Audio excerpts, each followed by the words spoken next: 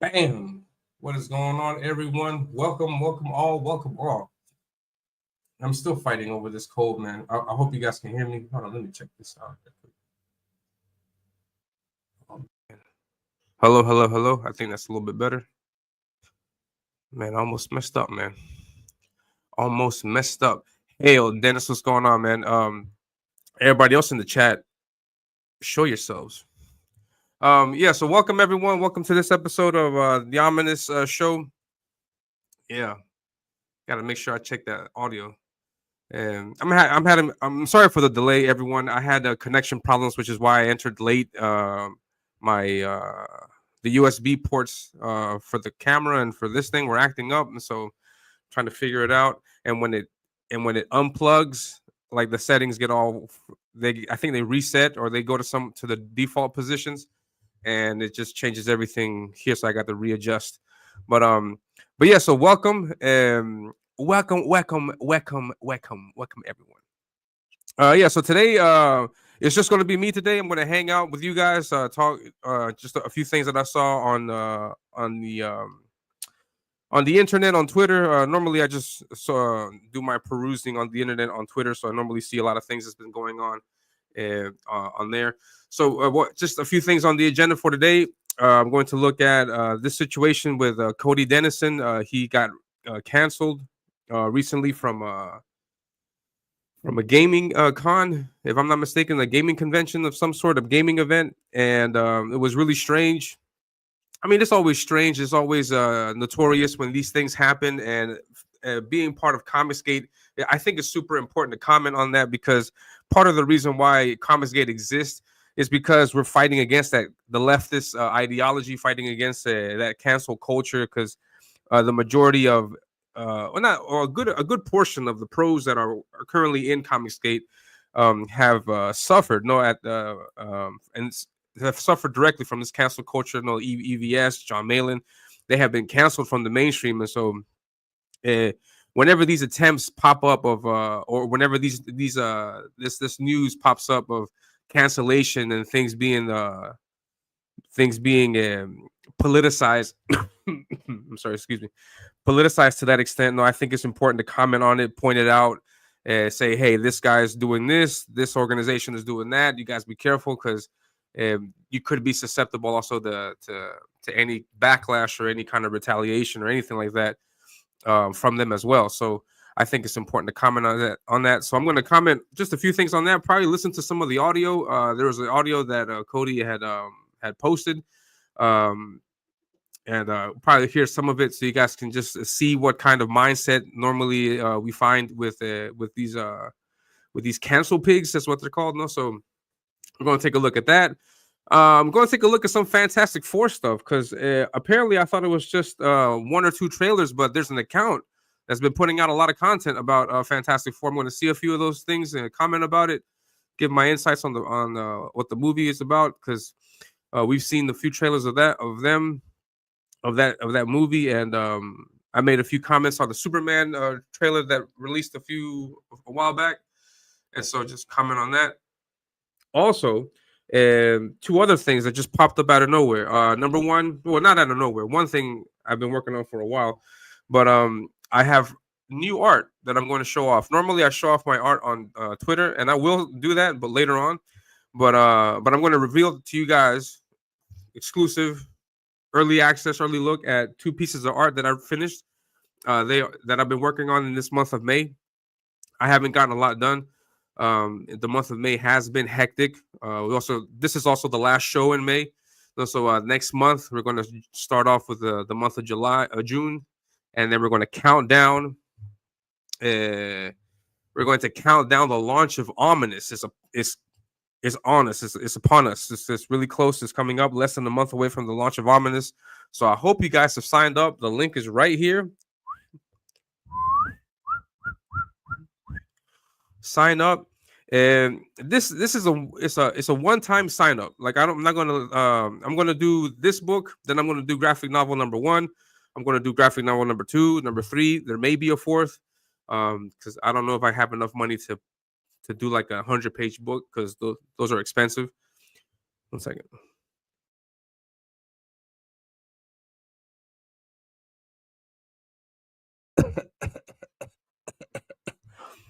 fighting a cold. I got mucus. I got a bunch of nasty stuff. I'm sorry, but just full disclosure, no.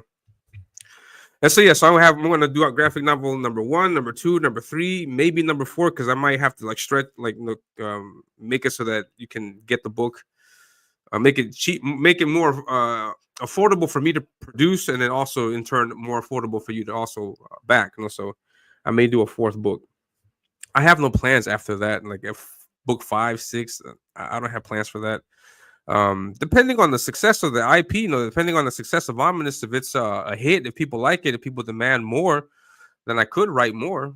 But I was thinking like either I could do other characters, like because I have a few other characters that I could do.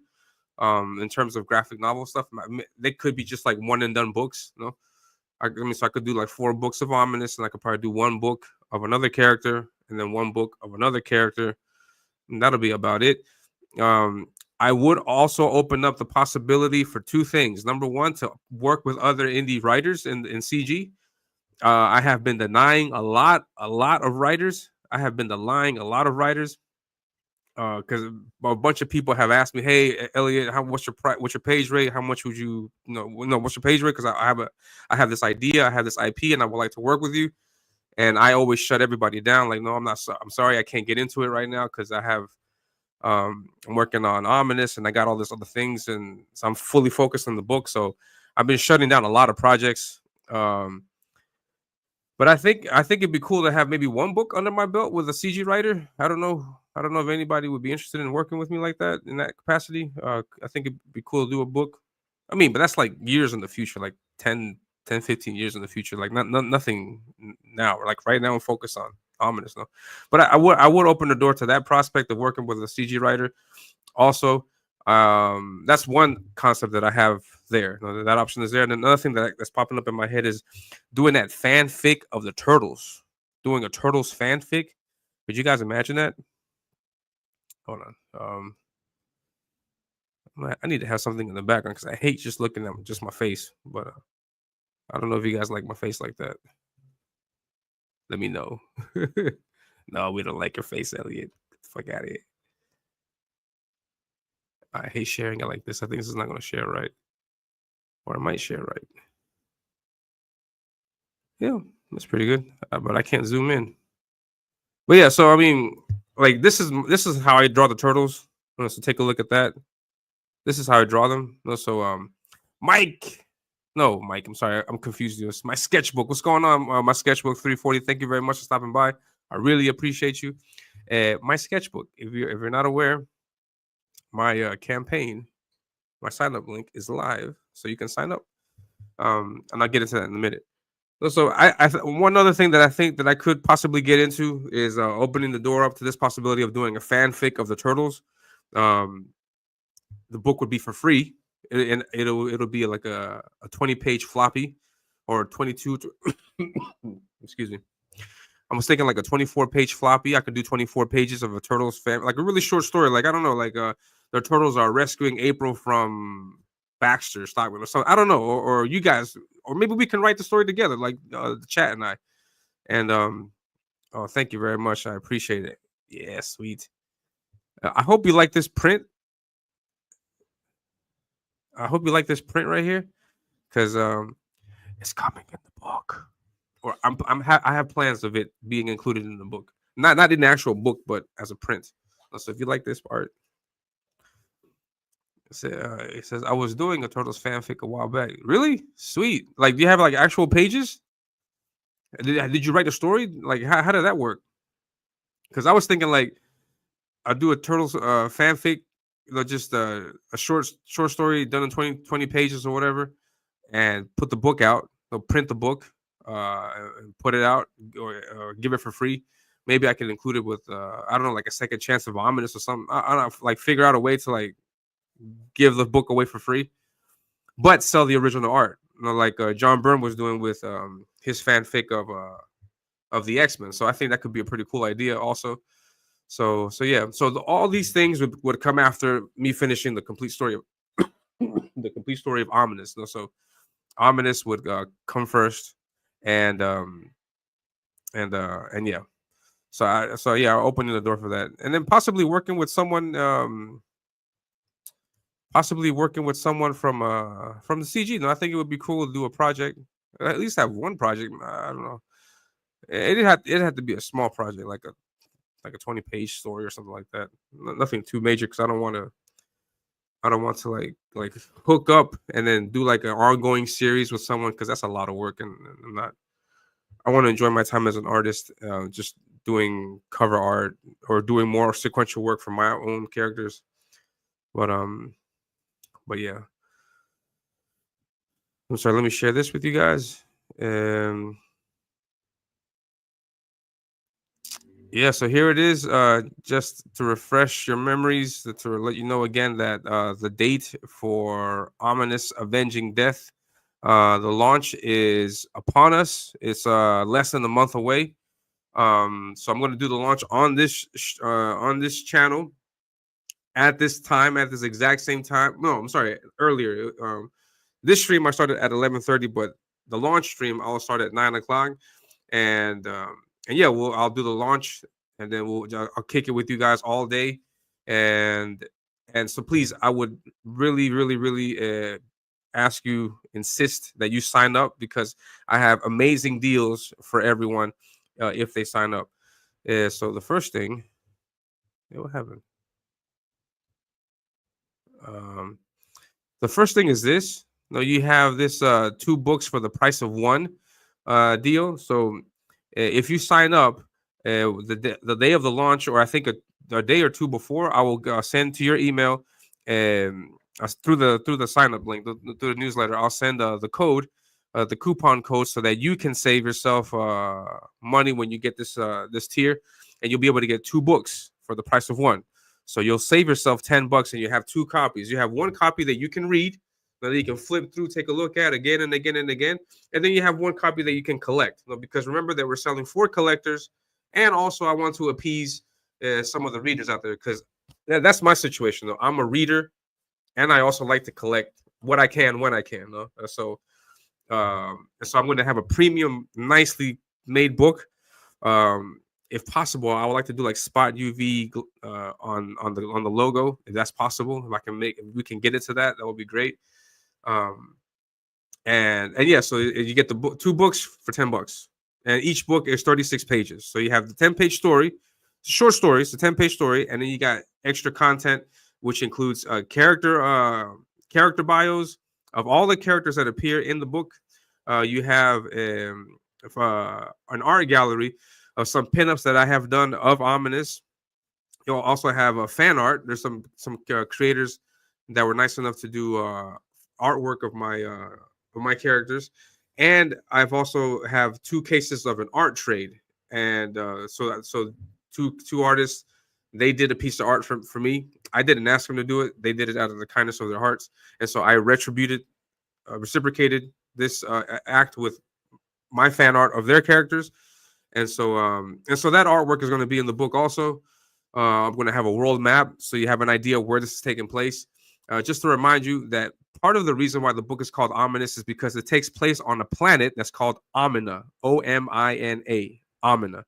And so that planet is completely created by me. Everything, like the countries, everything is created by me. And so it gives me the freedom to do whatever I like.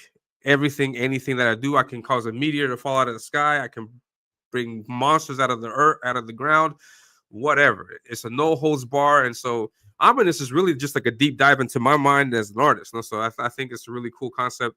And I love this idea of just being able to do whatever I want. So, I mean, there's nobody telling me you can't do this. I don't want you to do that. No, this doesn't mix with that. No, none of that. This is just me just going in and doing the art that I want to do with characters that I want to draw.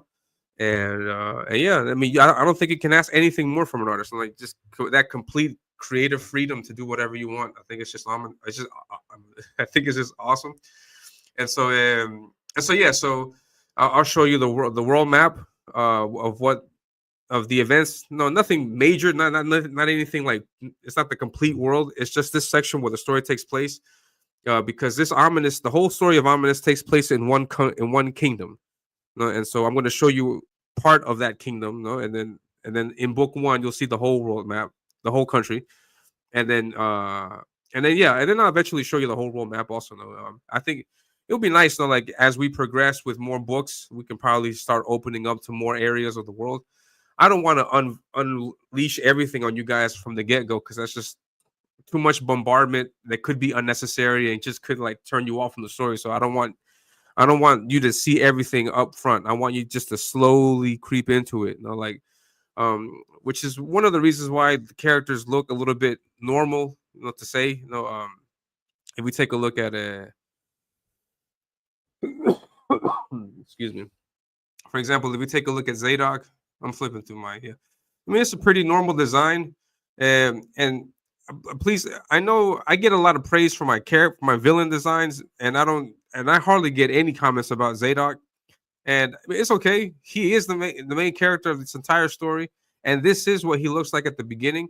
But please don't let that be a turnoff because I want you to make the association of Zadok at the beginning of this story to Luke at the beginning of Star Wars. We see Luke at the beginning of Star Wars. He's like a nerd. He's like a lame. You know, he's got the white robes on. He's just a farmer boy. Oh, look, you know, and he's a farmer boy. He's nothing of any importance. But by the end of the Star Wars, by the end of the third movie, the Return of the Jedi, he's fully decked out in all black. He's got his own lightsaber. He does his Jedi mind tricks at his whim. You know, so he's like completely OG. You know, so that's the same story that's the same journey I'm gonna put Zadok through. You know? So we see him like this, looks pretty whack. Very simple. No? It's just a shirt, pants, shin guards, some form wearing shoes, arm guards, a strap, and a sword, and a poncho, like an interesting looking poncho, looks like a cape. So he's got that, but by the end of this, he's gonna be completely decked out in something different, and so I'm gonna put you on that journey. You know, so yeah, so we're gonna see his story, and yeah, so and then he's gonna take on this guy. This is more of a more accurate look of what I plan to the kind of aesthetic that I'm going to work with because I'm going to just go all in with the coolness. But yeah, so please sign up because you'll be able to get some great deals and yeah. Let's see here. This is cover A. This is the first cover. It's just the same cover as before. This is the cover that this is going to be the cover that's going to be in mass print, in mass production. Like I'll always have this cover available in different forms. So it could be not in this premium edition, though, but I'll have this cover available. But covers exclusive to this campaign are going to be hold on, let's see if I can show you.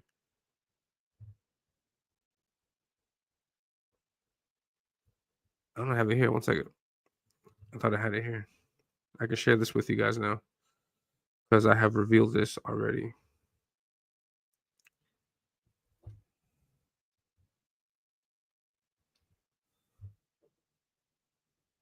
So I've shown you cover what is it, cover A, and I'm going to show you cover C.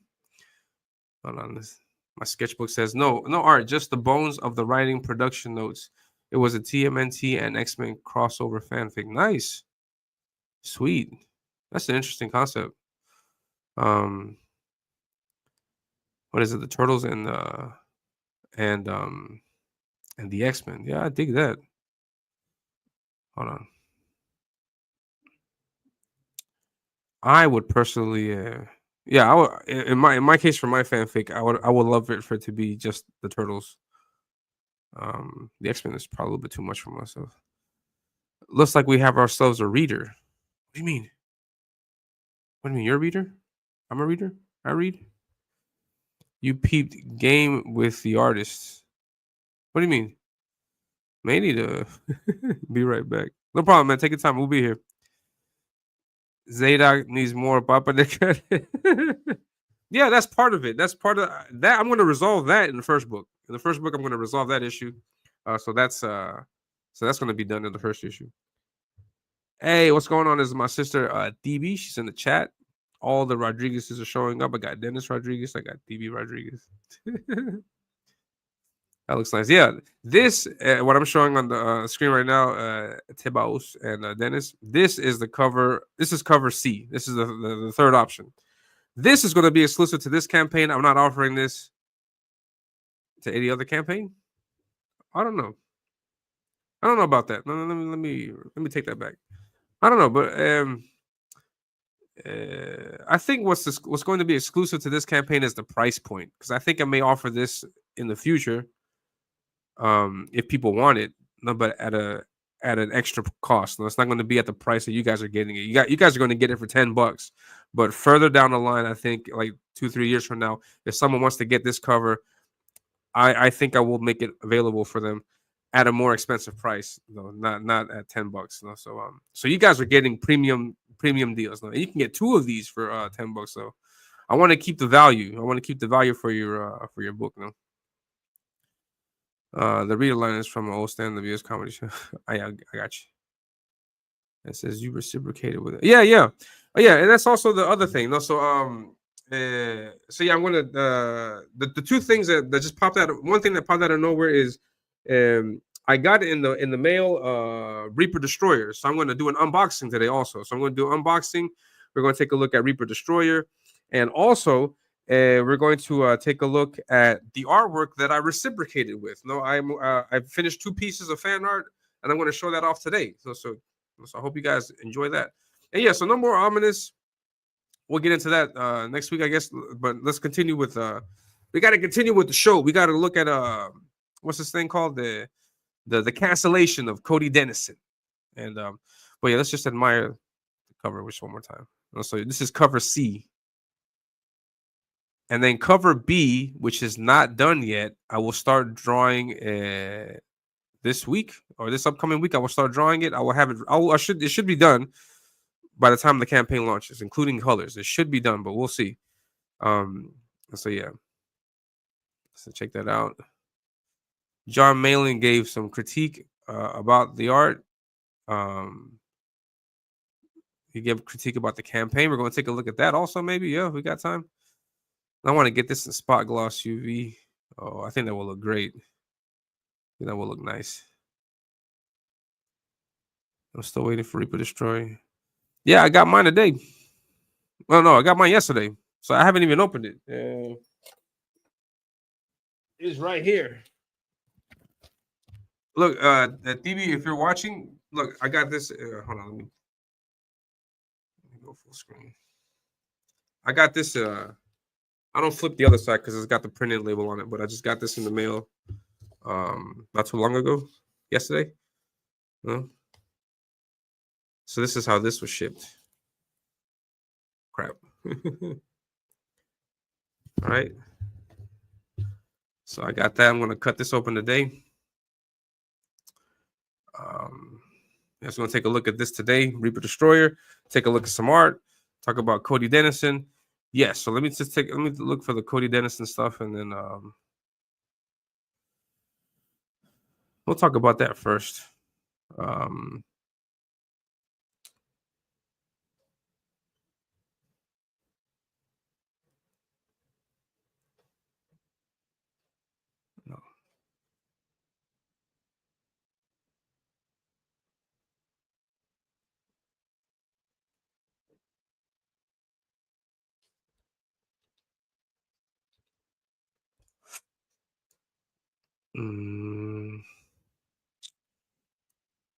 Trying my best to figure out.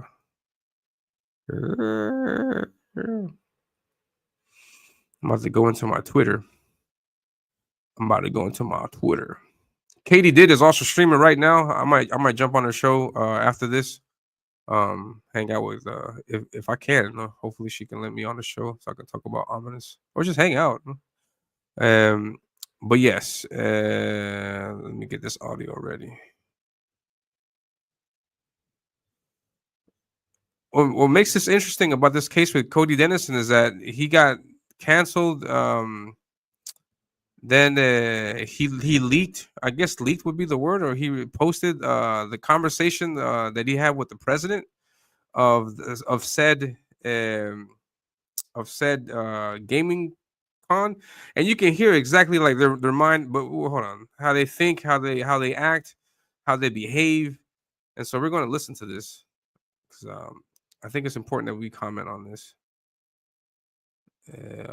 I want to see. Hold on, if I can do this. If this is the best way to. Hold on, yeah, here we go. All right. Please let me know in the chat if you guys can hear this. But this is the conversation. Oh crap! Start from the very beginning. Should I do that? Is that better?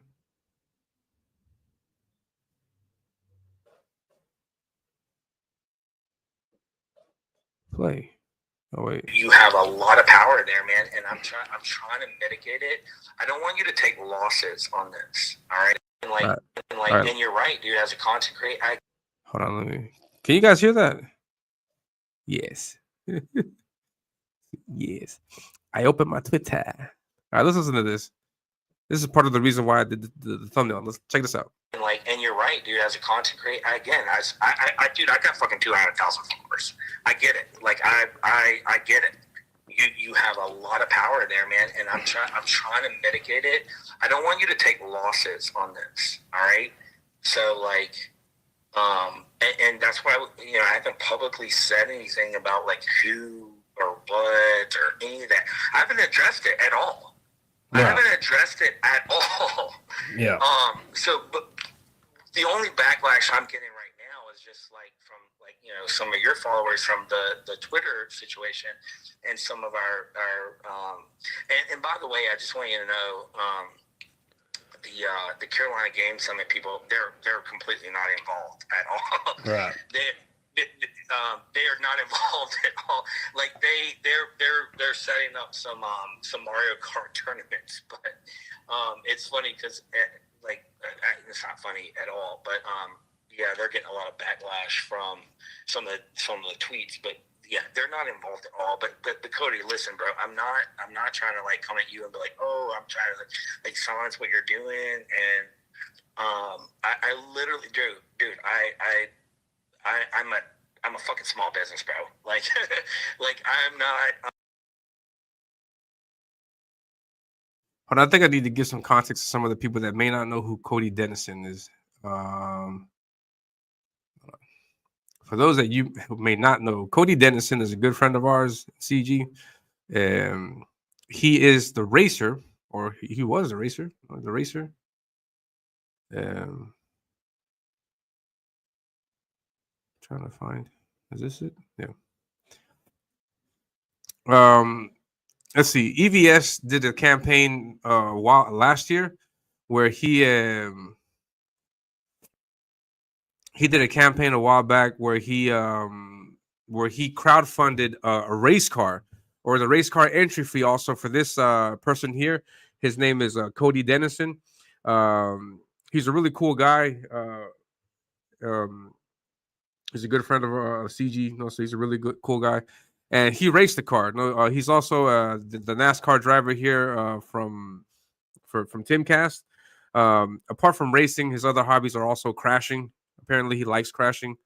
It was a pretty it was a funny accident that he had. Well, it's not funny, but if you saw the clip, I thought it was pretty funny how he just crashed and then caused a bunch of cars to go into just all over the place.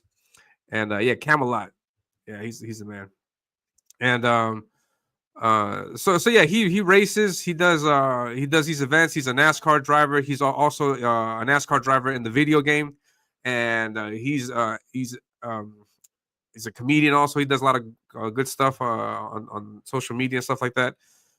And he's good friends of VBS and ComicGate. So he also raced with a Cyber Frog car, which was really cool to see, and it was really cool that that CG was able to make that happen for him. So that was really cool. And so everything was going great. He goes to different gigs, he goes to different cons, he goes to different gaming events, and he was recently booked to appear at this gaming event in North Carolina. This is for my sister. This is in North Carolina. This is happening in North Carolina.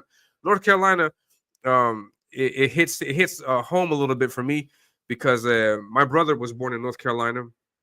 And my family, my brother, my sister, my family members, my extended family members, my brother, sister, my mom and dad, they all live in North Carolina or in that area because they move around a lot, so I don't know exactly where they're at. And so there's an event that's called Game and Geek Expo, and when when this organization apparently they invited Camelot Cody to go on to the expo as a guest. Then something happened where they caught wind of who Cody was, because Cody is a conservative. He's right wing. He's of that political on that political spectrum. Like many of us in CG, including myself. So once they caught wind of that, they decided that it would be good for him not to continue being part of the show, and they kicked him out. This is what we call a cancellation, because he got canceled. He cannot appear on this show. I think he may have been barred for life. I don't know what the situation is over there, but at this particular event, he's not allowed to go. So he's not going, and so he just got kicked out. And so why is this bad? This is bad because he loses money. He loses money. He goes out there. He makes these appearances. He gets fans to go out there.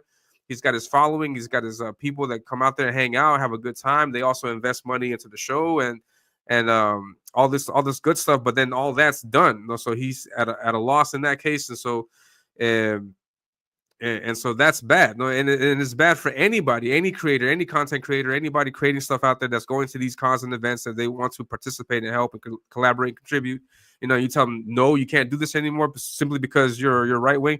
That's bad. That's really bad. And so so what happened is Cody put the spotlight on all this thing, on everything that's happening, because if it were for the people organizing this Geeks and Game type thing, they would have left everything under the rug. No, they would have just said, you can't continue anymore. This is as far as you go. And that's it. And speak no more of it. No, continue about your business. You're not coming back to the show. That's exactly the reaction. You can't do this. You can't come to the expo, and we're going to continue as if you never existed. So that would be their approach. And so, but no, Cody, he's shining a light on it. He's investigating now. He's doing he also has his own YouTube channel with many more followers. If you like, you can follow him. I'll be sure to put the link to his channel and all his social media in the description below at the end of the stream, so you guys can check that out. And he's commenting on this right now as we speak. I said, he made a video last night. I think he's going to go at it again tonight because he's discovering a lot of things. Like he's discovered who exactly pointed the finger at him.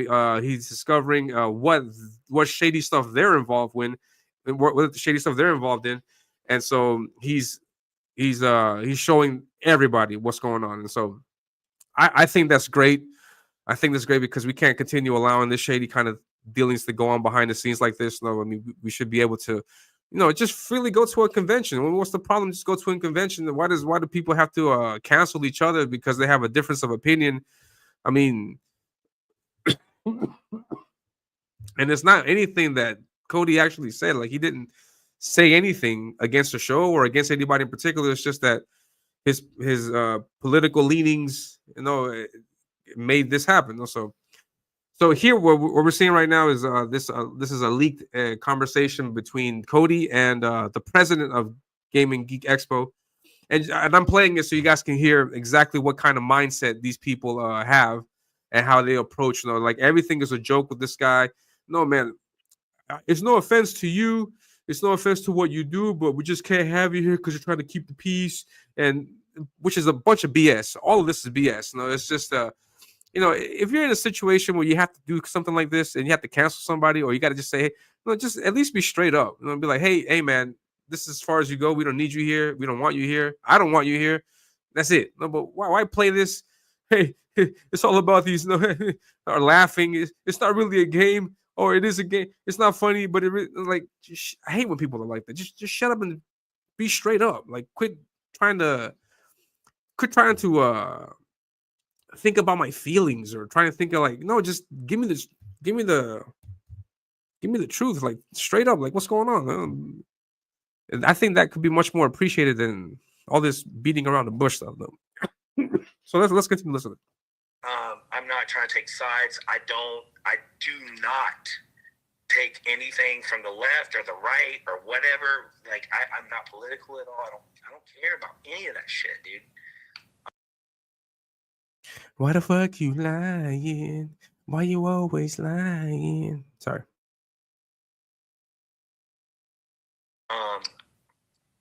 It's just when we go back and we look at what's posted on our website, which is the code of conduct, and like that's what people are fucking trying to hold us accountable for because it's already posted publicly. Like it says like no discrimination, blah blah. It's all inclusive, and that's all it is, man. I would never I would never try to like silence you and what you do, and you as a content creator, like you can say whatever the fuck you want. I don't care. Because that's you, man, and I'm not gonna hate you for that. But I don't know, man. Maybe I'm just coming at you as like this is our first time, bro. It's a first time con. We have a lot on the line. I literally. My whole family situation is on the line for the shit, and I get it. You don't give a fuck. You don't give a fuck about the brand. I get it. You don't care. But at the same time, I'm just trying to like come at you as a man to man. I don't want you to make any sacrifices for like what you believe in either. But I promise you, bro. Like I don't have backing like what you just said. I don't have that. I'm literally a fucking guy in Raleigh. Right. Like you could ruin me. I'm not clapping back. I'm literally saying like, what can I do, bro, to like not. I don't want to fuck you either. I don't want you to feel disrespected because I would love to have you there. If that were true, then he wouldn't be canceling him. So I mean, that all of this crap he's talking about is a bunch of BS. It's a bunch of BS. And yeah, Omer says, "I hope you feel better. That cough sounds rough." Yeah, man, it is a little rough, and I'm not really helping myself out by continuing drinking these cold drinks. Don't tell nobody. And yeah, 1 second. Hopefully my sister's still in the chat. I want to make her a mod. Just 1 second, guys. Well, let's continue listening. Just 1 second. Let's continue listening. It was just that we were getting a lot of backlash from the local community. And it wasn't just like one person, bro. I would never let that happen for one person. We were getting a lot of backlash for just different things. And dude, like I watched the streams, man. I mean, it's not like it's not like hate speech in it or anything. Like I get it. Like I totally get it. We're in the South, you know. We're in North Carolina. I just want to try to find a way, man, that we can vindicate this. But you're right. We did ask you to be there. Our team asked you to be there. So I know you're out stuff for that, and you did promote it. So you're entitled to whatever, you know. You're entitled. And I don't want to hurt your brand, and my brand is shit. That's a lie. Obviously, compared to yours. So you don't care about his brand. He's trying to hurt his brand. That's a lie. I don't know. I was just hoping that maybe we could find like a common ground where we could figure out something that works for both reinstate me. And I'm not asking. Bring me back. For whatever. That's the common ground. Bring me back. Trying to find a common ground, bro. Right. Chase is my buddy too. Like he's my good friend, and obviously y'all knew each other, and you know that's why you were brought into conversation. And we had a racing section, and we were like, oh, that would be cool if we had you know like a race car driver or somebody. But that's why we brought you on, man. And with that being said, like, you know, again, bro, we're not like a big company or like anything like that. It's literally me, man. So I don't know. I was just trying to figure out if there was a way that we could make it not shitty. Right. So, like, we'll go back to something you said. You said you don't pick sides, and when you say something like that, why exactly am I not going to this convention? Well, the reason was, man, because the cosplay stuff that you were talking about, and that's like 30% of the people that come to these my events are cosplayers, and they were that was what the part was like. You that was said like it. Really like negating like how we could move forward, because dude, and it's exactly what What's you up, were Pretty Mom? alluding to in your video, is, you know, people taking sides and like harping and going off about it. Like, I mean, it's exactly what you said, bro. Like, they're fucking gonna make a big deal out of it. That's what you said, bro. Yep. And I get that, and I totally get that. Like, I get what you were saying. I get where you're coming from, man. Like, I completely respect like your thoughts and opinions on it, and I'm not trying to say, oh, you're wrong or whatever. Like, I don't want you to think that this is like an attack against you, or like, obviously you don't care, but like you don't care what I think or what my opinion is. Nope. But I thought what Cody did was really smart, because we can, at least the conclusion that I draw from this is that Cody approached this conversation with the full intent of trying to get as much information from the guy and record and have it documented and recorded it, So I thought that was really smart that he asked precise questions, and the guy was idiot enough to answer it. And that idiocy comes from him realizing that what he's doing is a big fuck up. Because he shouldn't be bending the knee to these people asking him to kick this one guy out. He shouldn't do that. He knows he's in the wrong. He's doing all this. My bad, bro. My bad, bro. You know? And so I thought what Cody did was really smart. He just asked questions. Anybody else would probably just like, this is a bunch of nonsense or whatever. Click, hang up with the phone. No, but I think his intention was to on purposely get all this information out with the intent of revealing it to everybody else. No, so yeah, so that's great. And let's continue listening just for a little bit longer, I think, because I don't know if we have time for all. It's a 30-minute conversation, but let's continue listening. that's why you have the followers that you have, because you have no filter. You just fucking tell it like it is. I get that, bro. Yeah. But I'm just telling you, like, man to man, like, bro, like, this is like,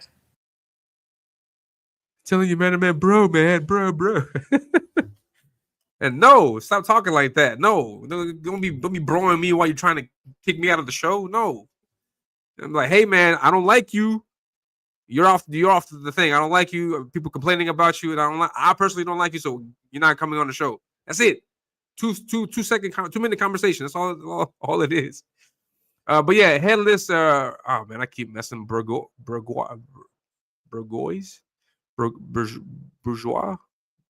Man, that's French. I don't know what, but he says Kamala is being excluded in the name of inclusivity. That's exactly right. That's also something that's I think it's on their banner, where we are an all-inclusive con or something like that. And so yeah, Cody later in the conversation points that out. And so I thought that was really interesting. But yeah, I mean, you guys can hear this. All you have to do is follow Cody Dennison. You'll see the entire conversation. But here you get a snippet, and I think you get a really good glimpse at what kind of person this president is, and what kind of people are in the background, making these movements, doing these things. Thank you. That is so patient, trying to help me out. Bore USC, headless Bore USC, Burgess. I don't know. Bourgeoisie, Burgoyes. I don't know. Bourgeoisie. Oh man, that's crazy. But thank you very much. Dennis is so patient. I appreciate that, man. And it says, how can we make it right without you being at the show, being canceled, and without you talking bad about us and how we canceled you because crybaby cosplayers. That's crazy. Oh, also that's exactly the argument. How can we make it so that we can continue canceling you, and so that we we make it as if you never existed, and then we continue about our business and just throw you under the bus, and then you just be happy and walk away? How can we do that? And no, yeah, you can't. I'm sorry. All the free advertisement from me because I had been invited and planning to attend the show. Yeah, definitely. I hope there's no those alarm recorded. From what I heard that there's just one party consent because apparently, from my understanding, the president obviously it sounds like the president has no idea that he's being recorded. I doubt that he's informed of that. From my understanding, NC law permits one person to record. So, but I like drinking it. I'm sorry. I like drinking. Don't tell nobody I'm drinking that cold drink. Do I sound that bad? I'm sorry, guys. But yeah. So apparently there's no law that stipulates that there has to be a two-party consent. I think NC permits that kind of thing. I'm not quite sure. But that's what I heard from I think it was from Cody had posted something about that, and so yeah, so that's a really interesting situation. This phone conversation goes on for much longer, but you guys get the idea. No, you guys get the idea what happened to Cody and how he got canceled, and let's see how he reacts because he's fighting back.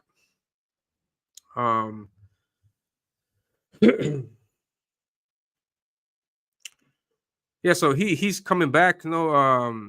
He's a lot of people are reacting to this. He also had things didn't end up bad for him because he made everything public, and then he got this great news. Let me see if I can try to find the correct post. Yeah, here it is. It's a bit of a wholesome announcement. The owner of the convention of SCGE 2025 texted me last night, appalled at my canceling from the other expo. He offered to fly me out and be a guest. So if you're looking for a con that doesn't support cancel culture, this is it. And so he posts this information here. And here we can see now he's going to go to the Southeast Game Exchange July 18th in Greenville, South Carolina. So if you're in the area, go over and hang out with Camelot. He's a cool guy. And so yeah, so he's fighting the good fight, and then all kinds of people have come out in support, and I throw my full support behind Dennison. Also, I'm glad that he outed this out, and people are talking about it because this kind of thing. I mean, we have to speak up when this happens. So we can't let this just go under the rug and just turn the other cheek and just pretend that nothing happened. Because if we do that, if we take that approach, this is going to continue happening, and we can't have this happen to us like that over and over again. So yeah, so he's on now. He's in full investigation mode. Breaking news. So I did a deep dive with a little help into the alleged staff who got me banned and canceled. Two individuals, one who works for the expo. This deep dive led me to tales of harassment, violence, and murder. Man, that escalated quickly. Man, that really got out of control. I wish I had that Anchorman clip. Omer says it depends on the state where the law is. There are only like 2 or 3 states that are two-party consent for voice. Yeah. That's what I understand. That's what I understand. One second.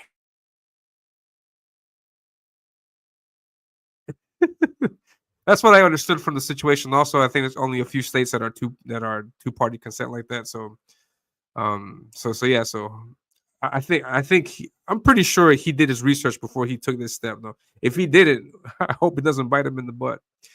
It says the stuff these individuals have allegedly done in the past to innocent people are so earth-shattering that I am nervous even to talk about it. But it must be done. There are guests looking to attend this event and need to know the danger that they may be in. It is not a surprise as to why I was allegedly canceled. There's 15 years of reasons why. You will hear them tonight. Keep Hypno cameo.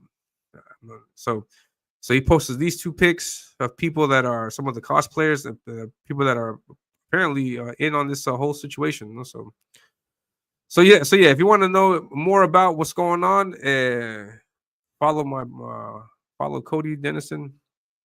I'll put his link in the chat. That's his profile on X.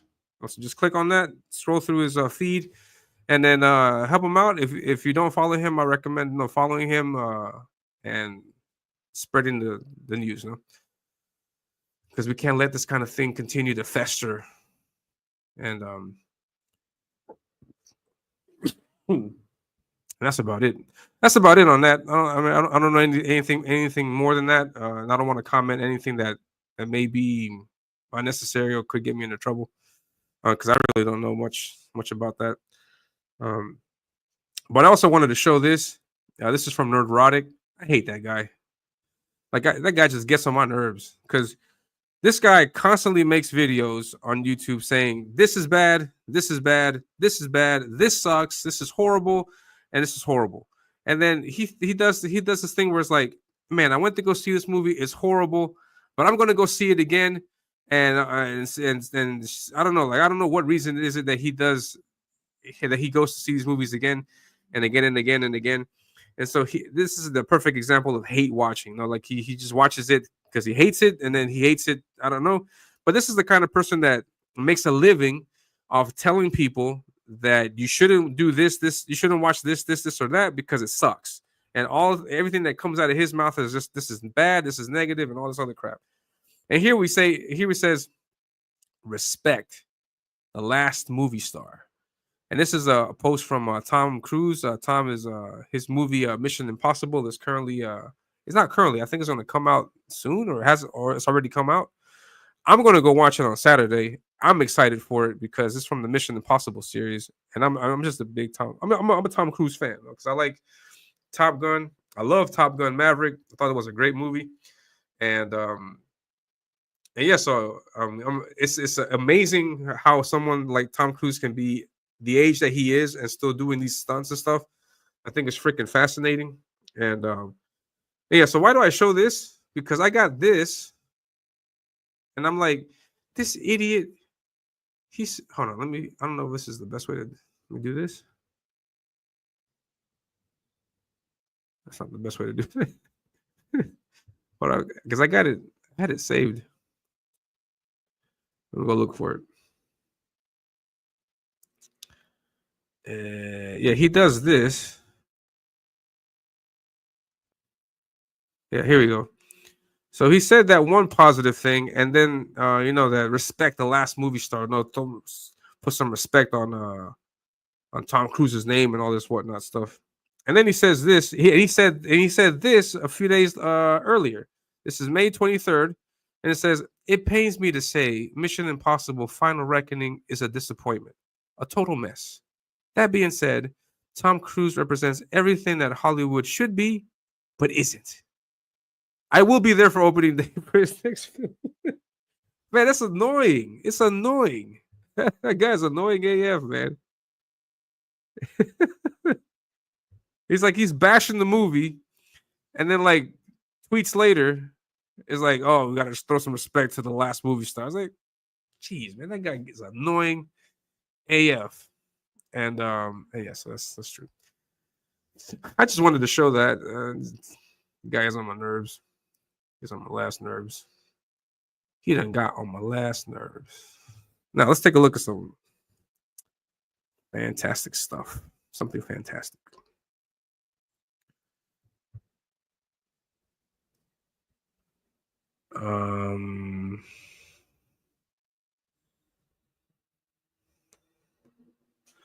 Let's see what Omer says. How is that con going to compensate Cody for all the free advertisements to Cody's followers? Cody's audience is worth money to. Yeah, definitely. I don't know why they would do that. Why they would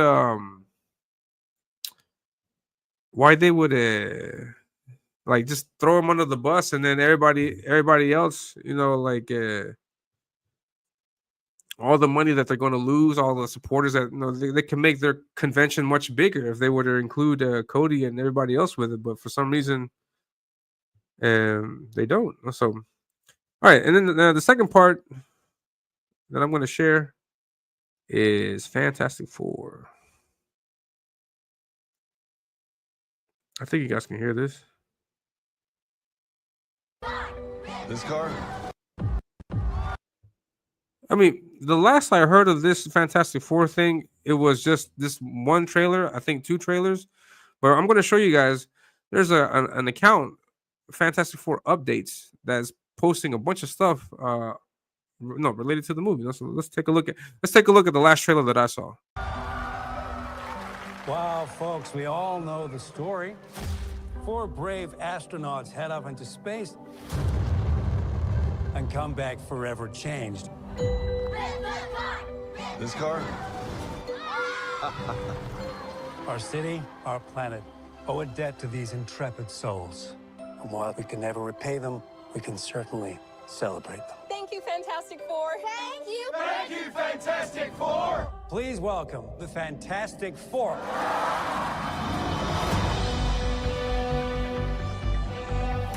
Herbie, how's that sauce looking? Okay.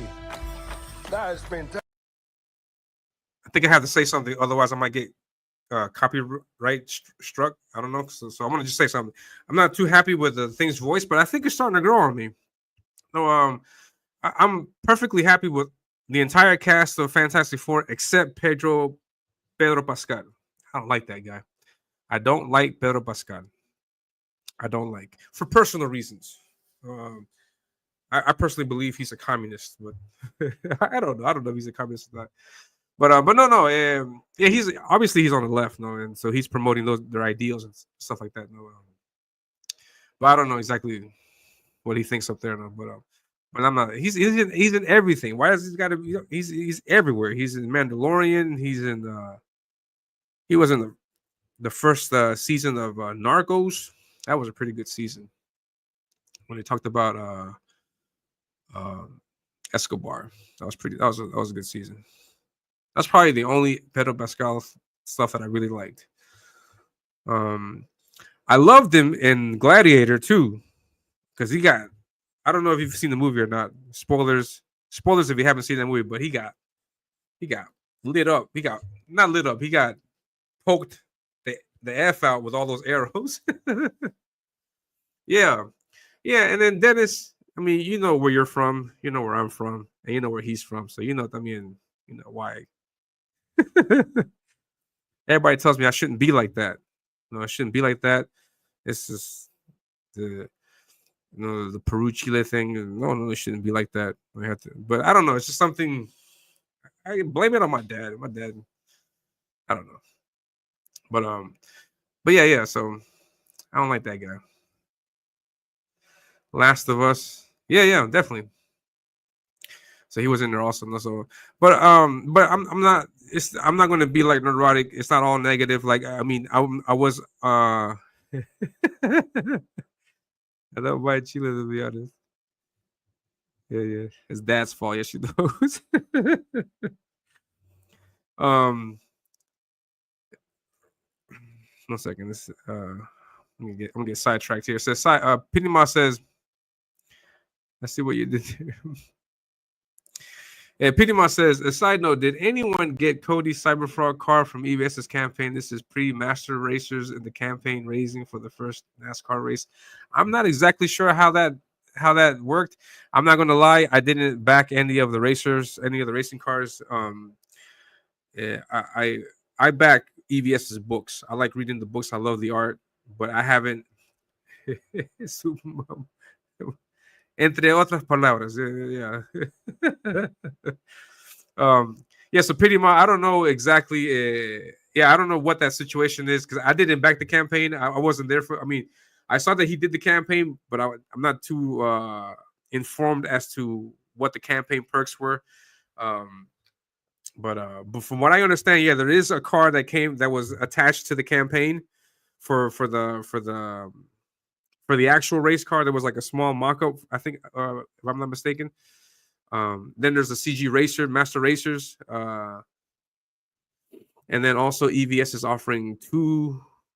No, I think he had a Cyberfrog car and then a Vispis car on the Red Extermination campaign. I'm not exactly sure how that situation is, but But yeah, I'm not. I don't want to say something that may be incorrect, but I think there was a car in that first Cody Dennison NASCAR thing. I'm not sure, but yeah. And so yeah. What I was saying earlier before PD Mod derailed everything. Jeez, PD Mod. I'm just kidding. No, but yeah, not everything is bad. Not everything is negative. I'm not going to be like neurotic. No, like I don't like Pedro Pascal's casting for Reed Richards. I think they could have gone somewhere else with Reed. They could have gone in a different route. They could have hired the Reed from the very first movie. That would have been just perfect. That guy has aged. Ian Griffin, I think is his name, and he's aged, in the last few years, and he's like if he was good back then, he's even better now. No, so I think they could have went with him. And so yeah, I'm not too happy with it, but there, like some time has passed, and I'm looking and I'm getting more used to seeing Pedro Pascal as Reed Richards, and it's like starting to grow on me because there's certain features of Reed Richards. Let me see if I can bring up a Reed Richards image so I can show you guys. And now with Reed Richards, it's like the image that comes to my mind, especially when you see, like what Marvel is trying to do here is the Kirby, the Jack Kirby drawings of Reed. Now that's what pops up in my head, and so Jack Kirby has a really distinct style when it comes to drawing.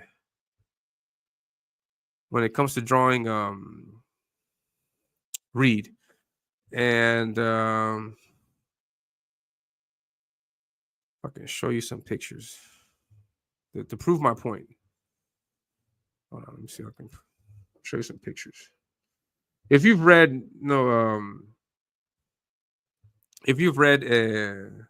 the early Fantastic Four issues, then you know exactly what I'm talking about. No, but for example, here we see Reed Richards. I'm not sure if this is Kirby, but anyways, I don't think this is Kirby. Hold on, let me show you Kirby. I think here's Kirby.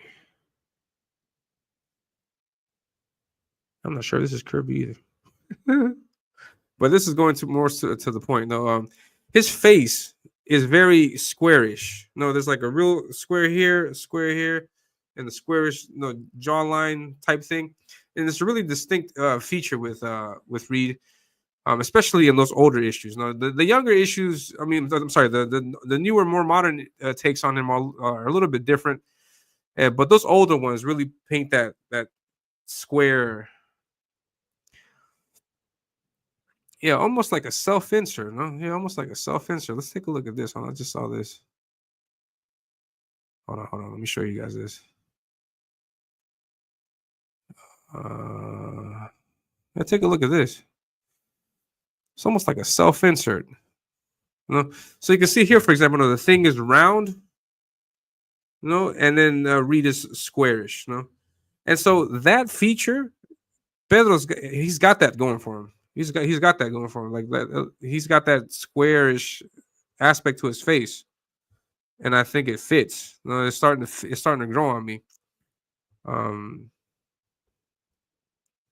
So I dig it. No, it's not that bad. Yeah, no problem at all, pretty much. Mamon, yeah, definitely. Oh, hey, Dennis. By the way, congratulations. This is from a while back, but it was really cool to see you get together with Johnny Scab. Good stuff, man. That was really cool.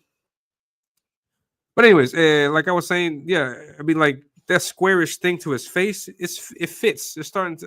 It makes sense. Like I'm getting I'm growing on it. It's growing on me. I'm sorry, it's growing on me.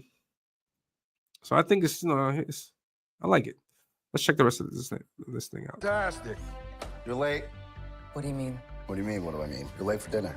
Yes, we are. You late? I just said that. Are you pregnant? What? You're gonna be the best mom in the world. And you are gonna be the best dad. Just kidding. You are out of your depth. We are gonna be the best uncles ever. We can do this. Nothing's going to change.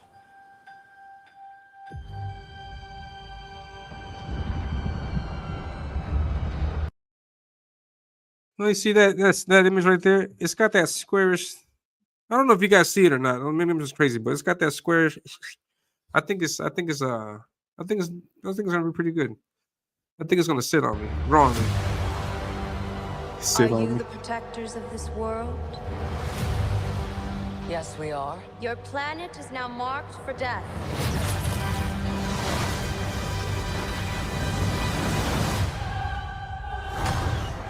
It's my fault. I stretched the bounds of space. And they hurt.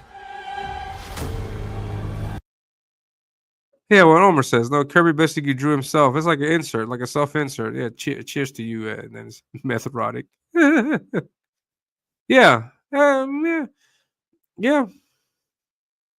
I dislike Johnny the actor. He's yeah. He looks Johnny-ish. I think he looks Johnny-ish. I'm not gonna lie. I'm actually happy with the casting for everybody. For Sue Storm, yeah, I think Vanessa Kirby. I think she's gonna do a really good job. But the Thing looks exactly like the Thing. I mean, you can't get any more comic accurate than that. Like, I mean, I have no complaints about the Thing. Just his voice. I was expecting someone of made of rock to sound a little bit more deeper tone, more grovelly. I don't know if that's the word. No, but I was expecting that, and so him having a normal voice.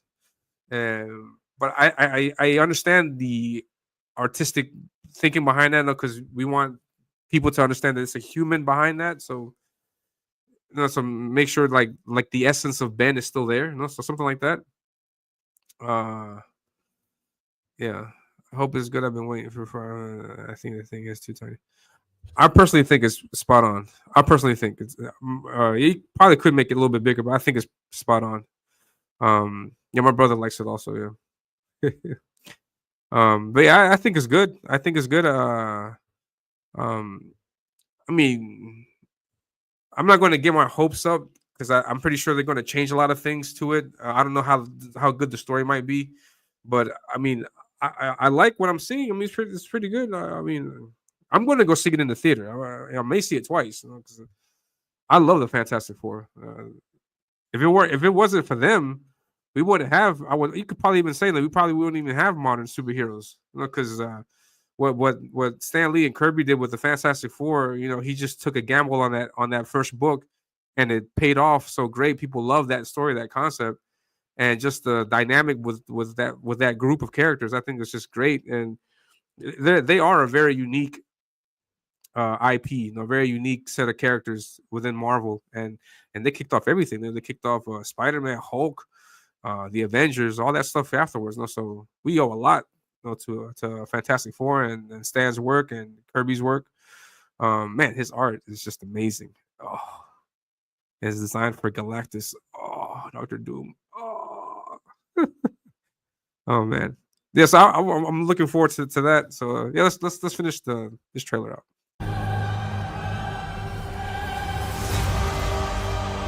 Are we safe? I don't know. There's not enough time. I'm not giving up. We will face this together. We will fight it together. As a family.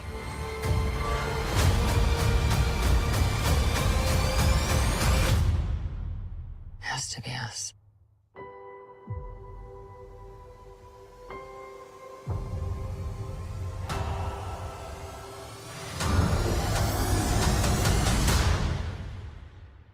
We will protect you. Yeah, it grows on you, no? Yeah, it grows on you. And then there's Galactus. His size 72 shoe. With his size 72 shoe destroying the buildings. Come on, Galactus.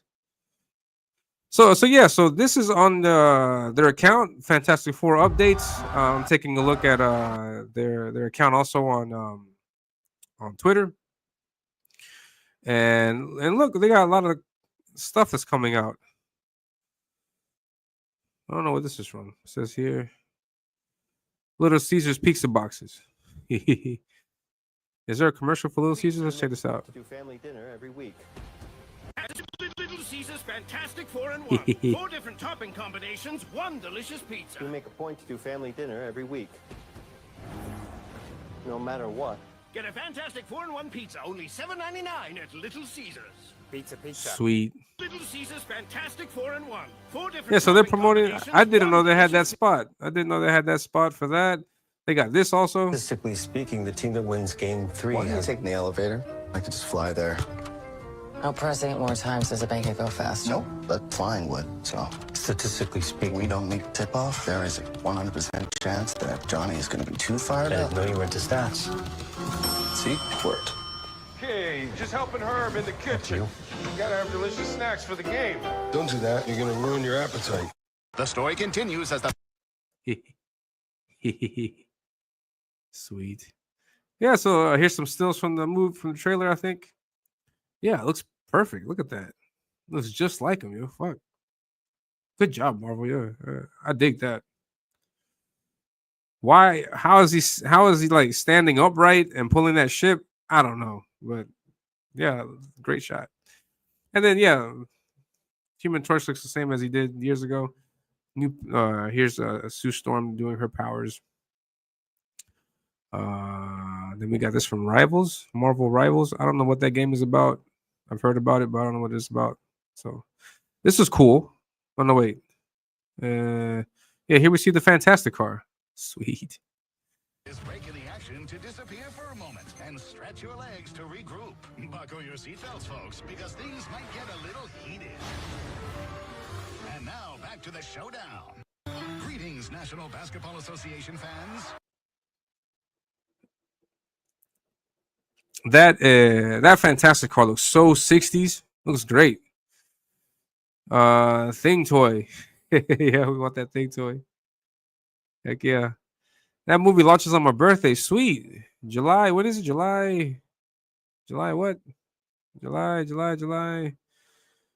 July 25th. July 25th. Joseph Quinn, Fantastic Tournament. Thankfully, we all get on. I'm really excited to work with Doom and to see my lovely Fantastic. Sweet. Oh man. Yeah, Fantastic Four versus Doom. Oh man. That's promising. Oh geez, Louise, that's promising AF. Is Galactus part black? I don't know. Is he Galactus? Blacktus? I don't know. Galactus? I don't know. Happy early, but yeah, Marvel Rivals is about TNA cosplay hoes. 35th? Your 35th birthday? 35? Man, I would have said 50. I'm just kidding. Just kidding. 35. Yeah, you're young, man. You're a young boy. And then we got this spot. On the dot, no matter what. We're all here. We make a point to do family dinner every week. Sunday at 7, on the dot, no matter what. We're all here. We make a point to do family dinner every week. Sunday. Yeah. And then this is the last one. Conference finals on ESPN. Ben, come on, the game's back on. Okay, I'll be right I there. apologize. I know I'm late for tip-off. Remember last time we missed Game 4? Yes, Johnny, we were in space. Get back to Earth. Everyone's talking about how great Game 4 was. You didn't see the game? Is I that did all not you see the remember game. from the journey? Not the fact that we got our lives changed forever. Not that, no. I don't like missing games. Makes me all fired up. You know that. Pull down a hot shot. We're not going to miss a thing.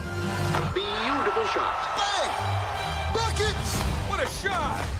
The personalities. Fantastic Four be able to The personalities seem to be there, yo. I think they're fitting with what you see. Like if you read those first issues of the Fantastic Four, the personalities seem to be spot on.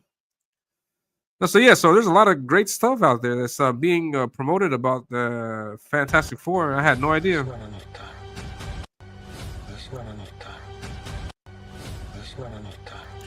Oh, I do want to make a comment about this reveal at the end of Thunderbolts. Everybody's saying, "Oh man, the end of Thunderbolts showed that clip of the spaceship from Fantastic Four, and it completely ruined the movie." Now we know what happens at the end of Fantastic Four movie. We don't know. We have no idea because we assume We see the ship turns, and you see that 4 on it. We assume that the Fantastic Four are in it, but we don't know that. I mean, maybe they could have put somebody else in it. Maybe they shrunk Galactus down, because shrinking and going up, if you read those issues, it happens in the first issues of the Fantastic Four. No, there's a whole episode where they shrink down they do that. So they could have shrunk Galactus, or they could have did something there. It could be the threat that is that's attacking the Earth could be in that ship, and they just send the ship out there. Who knows? Or it could be the Fantastic Four. No, who knows? But I don't think it's just that easy to say, yeah, they already ruined it. I know what's happening. We don't know. We don't know what could happen. And yeah, man. So that's all I wanted to share. They got toys. Sweet. Yeah,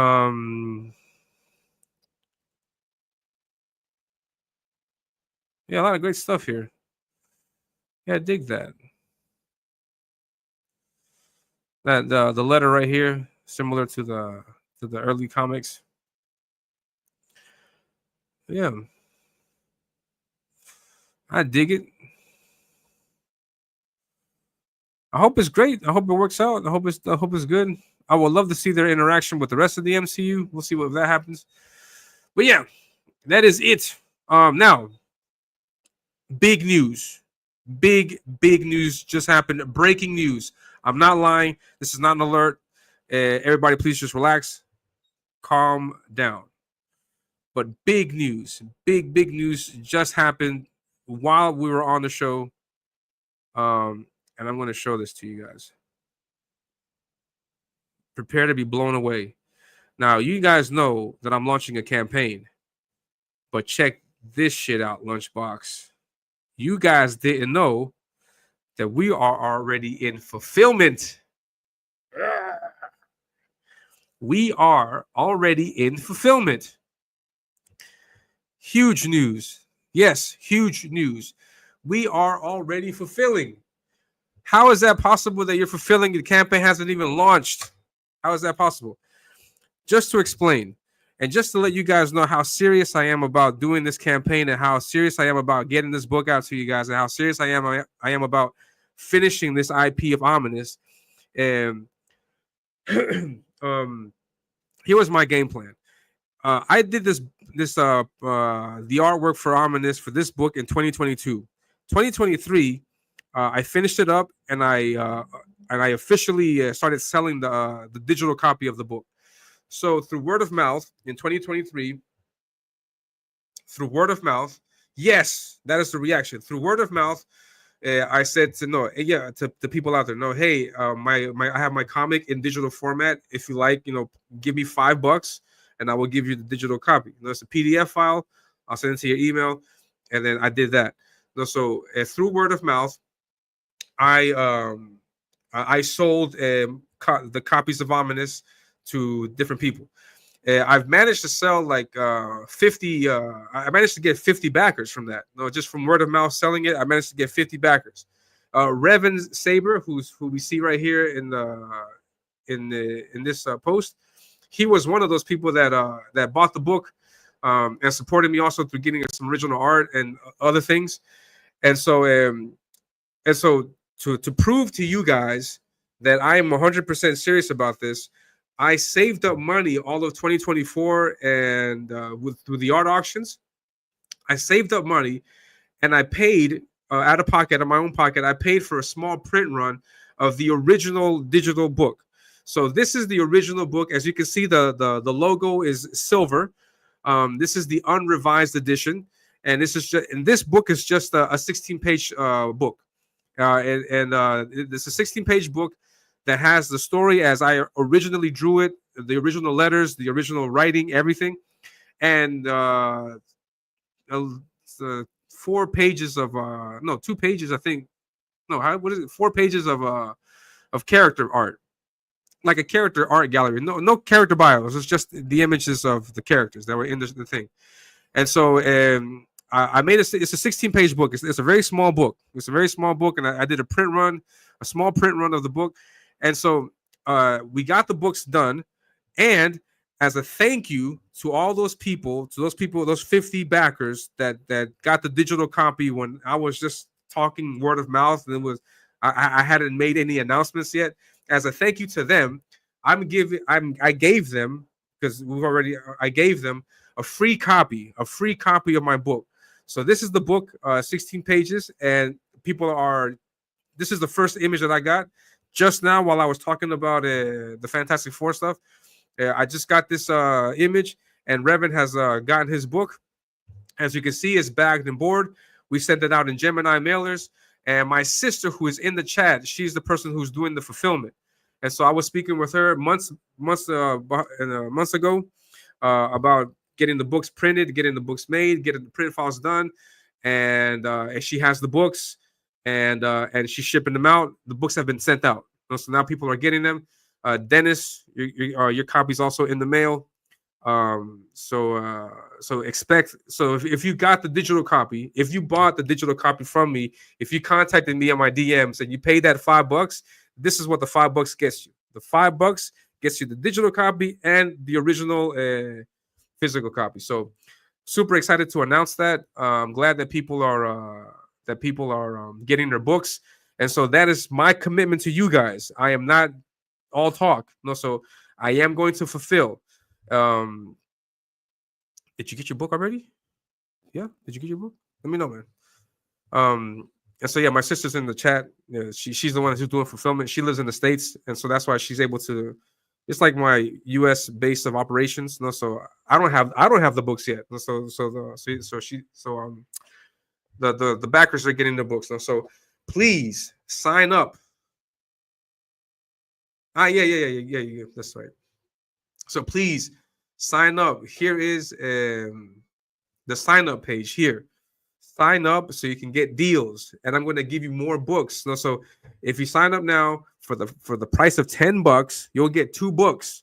So please be sure to sign up so you can get those awesome deals. I'm going to have 3 covers. You can get all 3 covers for $20. And as you can see right here, I am fulfilling. I will fulfill. I will not leave you guys waiting, and because the book is done. The book is done. Also, another announcement, the pages that I'm reworking have already been reworked. They're done.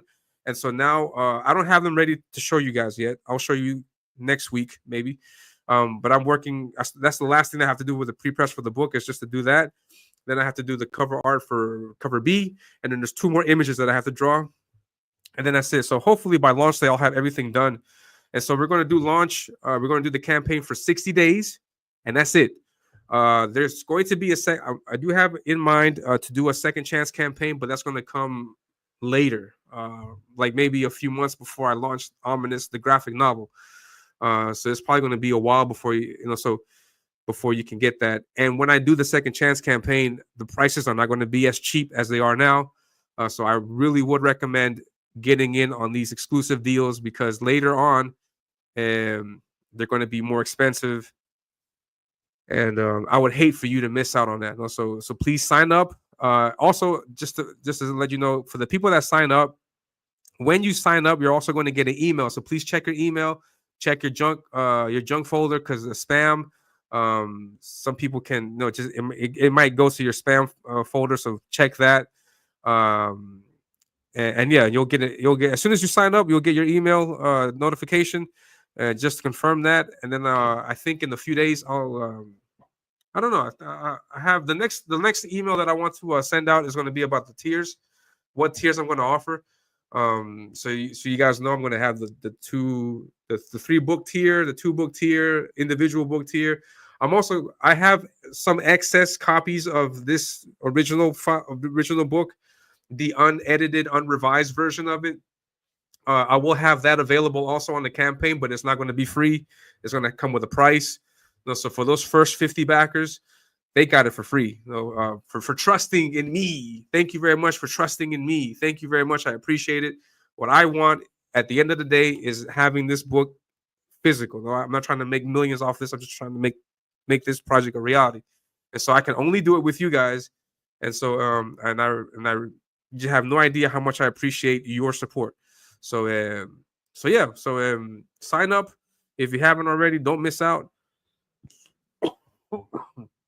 And that's it.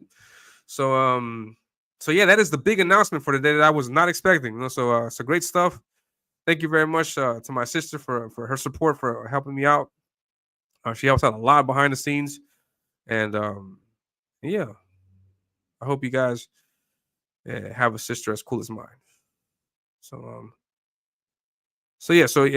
man, I'm amazed that we already got a book out there.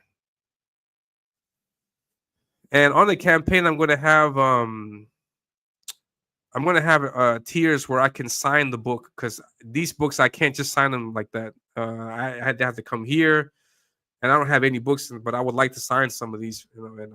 But yeah, thanks, Tebos. Thank you very much. And so yeah, so that is my announcement for that. The books are going out, so this week we should be seeing hopefully more images of people getting their books. And yeah, definitely, man. And so now we're going to do unboxing, because I got my own package. Unboxing. Man, this is a very eventful stream today. Talk about what's his name? Cody Dennison. We talked about Fantastic Four. Talked about Stupid Nerdrotic. What else we talk about? Now we're going to do an unboxing. Now, Reaper Destroyer. I backed this project way back in the day. But I mean, that's what it is.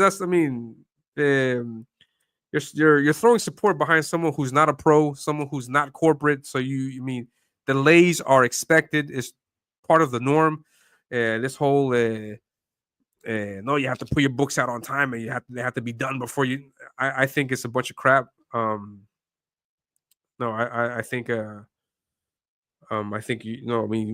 helping. The name of this whole game is crowdfunding. You're funding the book, so you're giving money to help someone to make the book. You're not exactly buying from a corporation like that. No.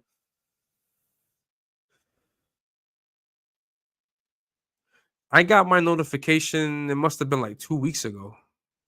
As far as I know, I think Joe's completely done with fulfillment. I'm not sure though. I'm not sure, but yeah, obviously I'm in the foreign backer category though, so if I'm getting mine, I would assume that you would get yours also soon. But yeah, so this is the book. I got this in the mail yesterday, and I'm going to just every time I see unboxing videos, I always trip out, because with the unboxing videos, you see this, and then you see the person who's unboxing bring out this gigantic knife that's like this long. He's like, yeah, I'm going to unbox. And I never understood that, because you got this big old knife, Crocodile Dundee knife. Just to cut a little bit of tape makes no sense. That's why you get a box cutter. Get your box cutter like that. Watch me cut my hand. I start bleeding. Hopefully I don't.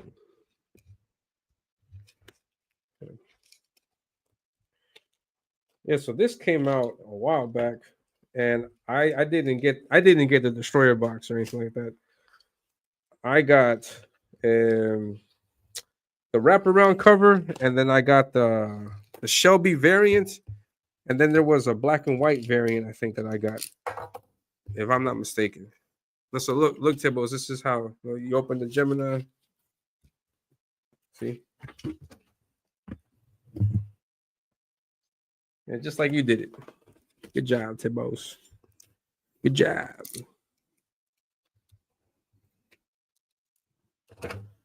Man, I wish Ominus was in here. No jab at Joe, though, but I just saw my book. Man, I wish my book... Is my book in here? Crap, my book's not in here. The suspense is killing me, too. All right, here it is. Sweet. Look at that. Reaper Destroyer. I should have got my my ash can. The ash can's is put away. I put it away. Yeah. Looks dope. All right, signed. Sweet. Yeah, it looks dope. Yeah, I dig it.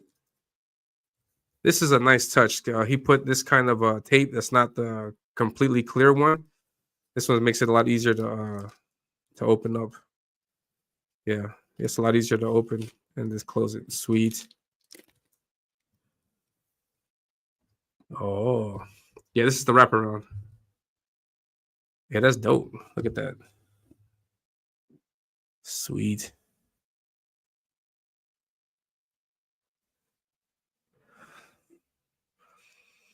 It's no Ominus. I'm just kidding. This is great.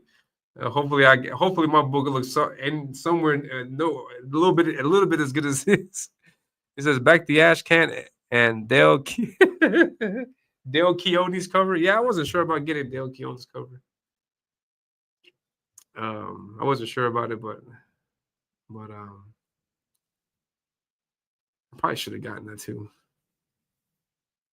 I'm not gonna lie, as a backer, I'm not too happy when when creators do like this really cool cover and you get that really cool cover, and then like months later there's an even cooler cover. It's like crap, man. I would have gotten that one, but not too happy. I understand the logic behind it because you're trying to get people to maintain interest in the campaign. But I would have been like, man, I probably would have got that what's it called? That Dale Keone cover.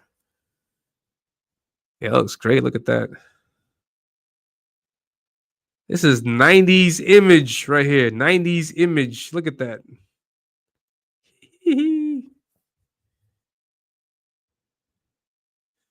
Why is he doing type 1 like that, man? I don't know why he's doing that to type 1. I thought they were boys, man. Yeah, good stuff, man. Look at that. Yeah, he did the first few pages were colored by Kyle Ritter, and then the last few pages are colored by Dave Kemp. Dave Kemp. Yeah, great stuff, man. He got professional inkers on this, man. You can tell. You can tell that pro inkers. I'm inking my own stuff, so hopefully it comes out somewhere as good as this. Yeah, I'll read this later on. Yeah, so book 2 is going to launch July.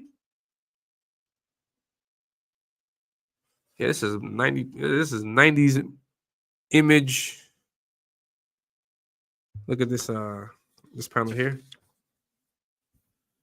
Give me Silvestri vibes.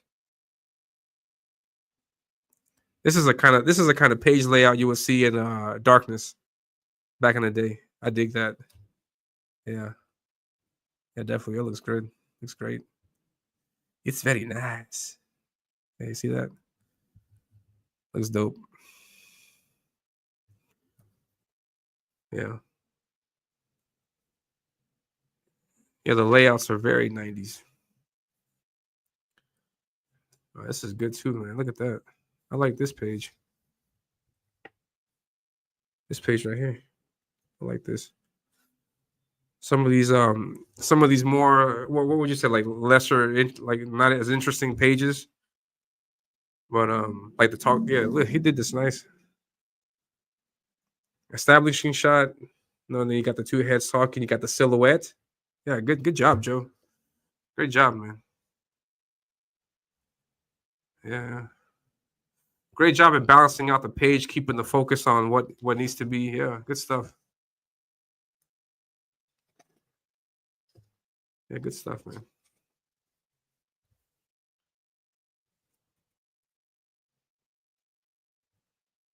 This book feels more than 32 pages.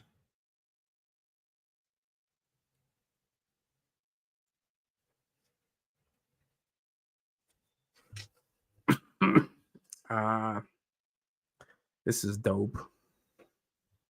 Yeah. No, he's gonna hit you in the feels at the end. No, why would you do that, Joe? Yeah, this ends like a classic Rob Liefeld 90s book. Oh man, you guys are in for a treat. Then he hits you in the feels at the end, and then the Brett Booth cover. Look at that. Yeah, look at those inks, the delicious inks. Great stuff, man. Great stuff, Joe. This looks awesome. This looks awesome. Man, I should have got that Dale Keone book. So I got this one. I got the Shelby variant. Here's the Shelby variant.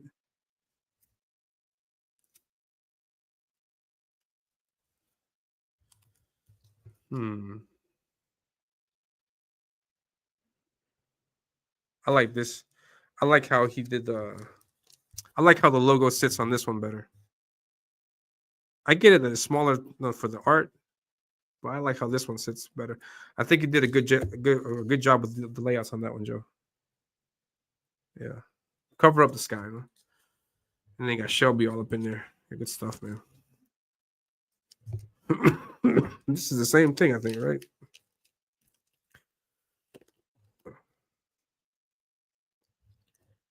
If this is 30, is my book 32 pages? I have to count. Because my book is going to be this thick too. Yeah. Yeah, it's the same content. Yeah, good stuff. Superior Press. Yeah, that's a good book, yo. Good quality, man. It's great stuff, man. You guys, yeah, I'll put Joe's info in the description also. You guys be sure to follow Joe Sonntag, the creator of Reaper Destroyer. If you're into 90s image, Mark Silvestri stuff, you're gonna love that. And then I got the black and white edition. I want to see these professional inks. Let's take a look at these professional inks.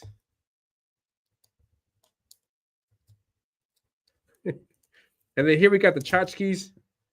Oh, son of a business. Joe gave me a metal print. I thought I wasn't going to get one. Thank you very much, Joe, man. You're an awesome guy. Oh, I've been wanting the metal print. Yeah, buddy. I thought I lucked out on the print. On the metal print. Hold on.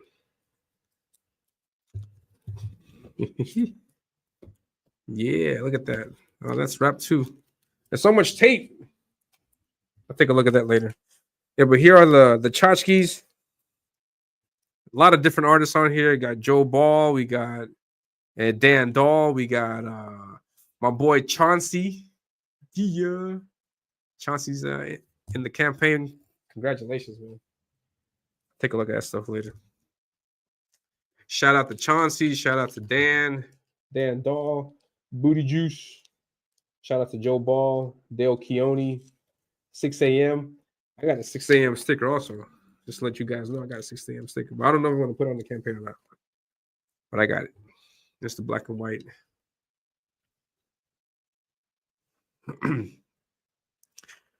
He did this like an artist edition.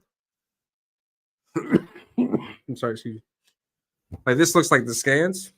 I don't know if you can see this, but this is the page inked, and then if you look at it right here, you can see the scans of the original comic board. So he did this on Eon comic boards. I heard they were great, but I can't get them out here. I'm happy with the Strathmores that I use. Yeah, the inks are nice, yo. Yeah, look at this page that I was looking at earlier. Yeah, good balance. Except for this white part, but I think he covered that up with text.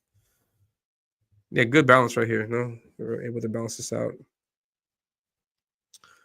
Yeah, good stuff, man.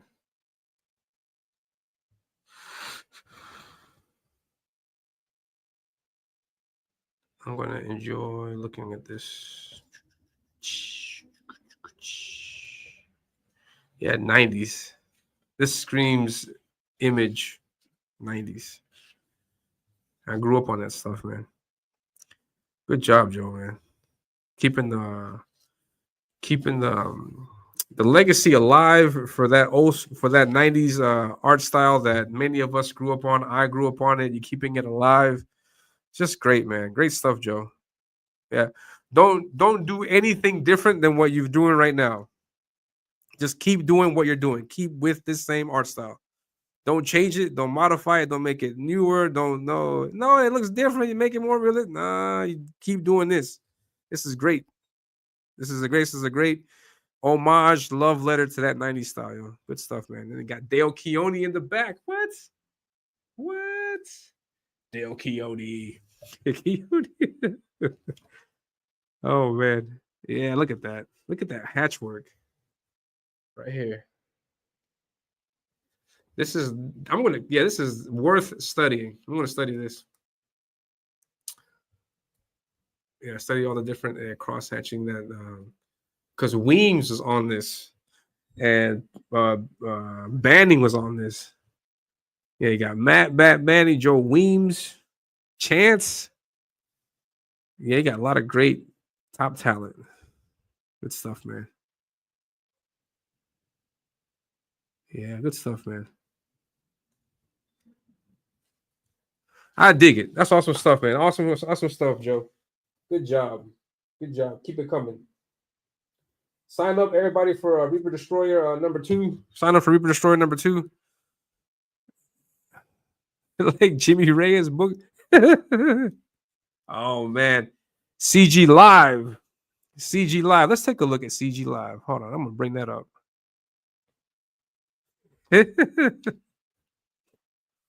Man, I can't believe Jimmy did that, man. Can't believe Jimmy did that. Wait, before we take a look at CG Live, you're derailing the stream, Dennis. Come on, man.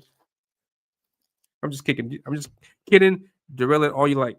But before we take a look at the CG live stream, because I was mentioned on it, I throw myself into it. So, revealing art. Hopefully, Omer's still in the hopefully Omer's still in the chat. If you are, and Omer was one of the artists that did some artwork for my comic Ominus, and I reciprocated and I did artwork for him. And we're going to take a look at that right now. His character is called Glitch. I don't know if you've seen any of his Pretty much. Did you get Jimmy Reyes' book? Oh man, I didn't get it, but we'll get into that in just a second. But yeah, this is my artwork.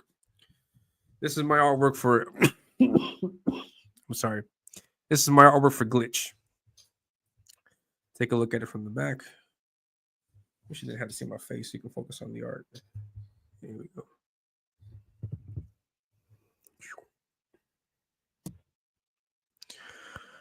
All right, so Glitch. I don't mean any disrespect or anything, but just to describe the character. He's very Deadpool-esque because he's got the suit, he's got the guns and the swords, so he's got that aesthetic to him. And so I did like a Deadpool type pose, or just like a shooting pose. Yeah, there you go, Homer. There you go, Homer. Yeah, so he's shooting. And here's a close up of the gun. I drew the gun, and I don't know if you guys can see that. It's too like that. Focus on that gun. There's his face. Got some pretty wicked cross hatching on the face, on the arm, shadows on his visor. And there's the body, the arm, the torso. 2 light sources. You got one main light source coming from this side, and then you got this one on this rim lighting here that I put all around the arm, the body, and then this part of the leg, and then my signature. So that's my artwork that I did for Omer. So I haven't scanned this yet. I got to scan this, and then on the other touch-ups. Look at that line work. Look at that line work. Yeah, buddy. I geek out over my own cross-hatching. Look at that. Sweet. He says, original inspiration for Glitch was Die Hard from Youngblood and Snake Eyes from G.I. Joe. I see it. I see the inspiration. Awesome stuff, man. I dig it. And then the next piece of art is a big boy. It's 11 by 17. Omer's was 8.5 by 11. And this other piece is a big piece. And this is for my friend Rob Wilson. Rob Wilson has a comic. It's called Virgin Kill Paradox, the VKP that you see there. And the main character of his comic is this girl you see here. Her name is Novera.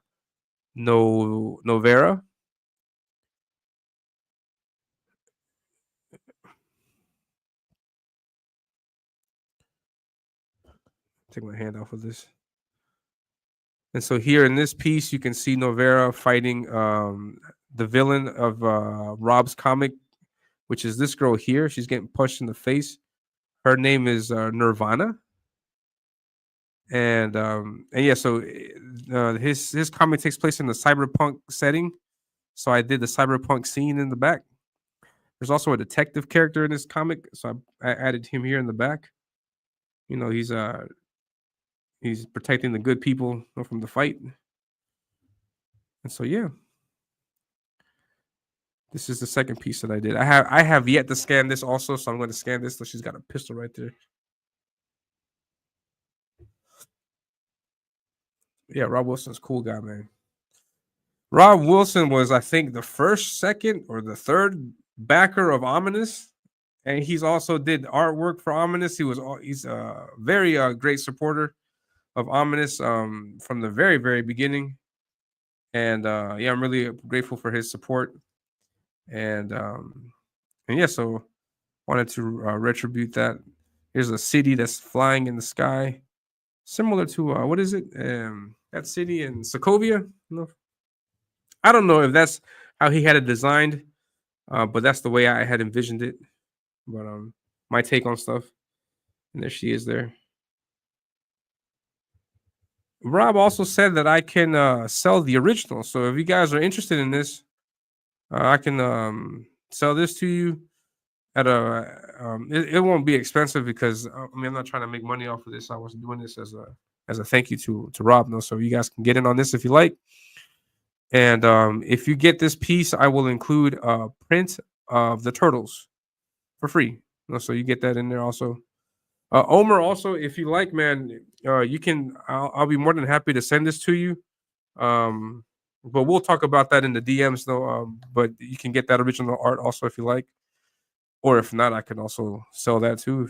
If you, it's weird, no, because I did it for you guys. But if you want me to sell it, then I can do that too, I guess. So yeah. So if you're interested, hit me up.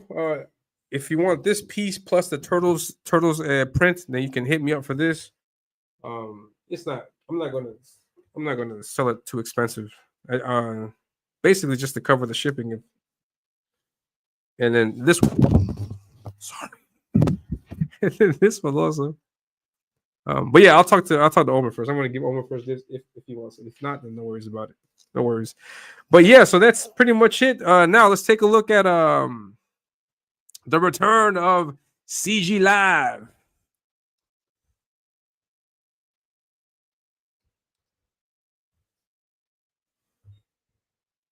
CG Live is back.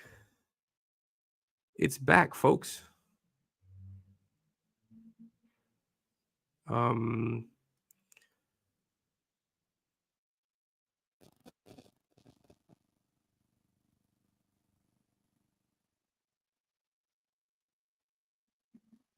on, let me bring this up.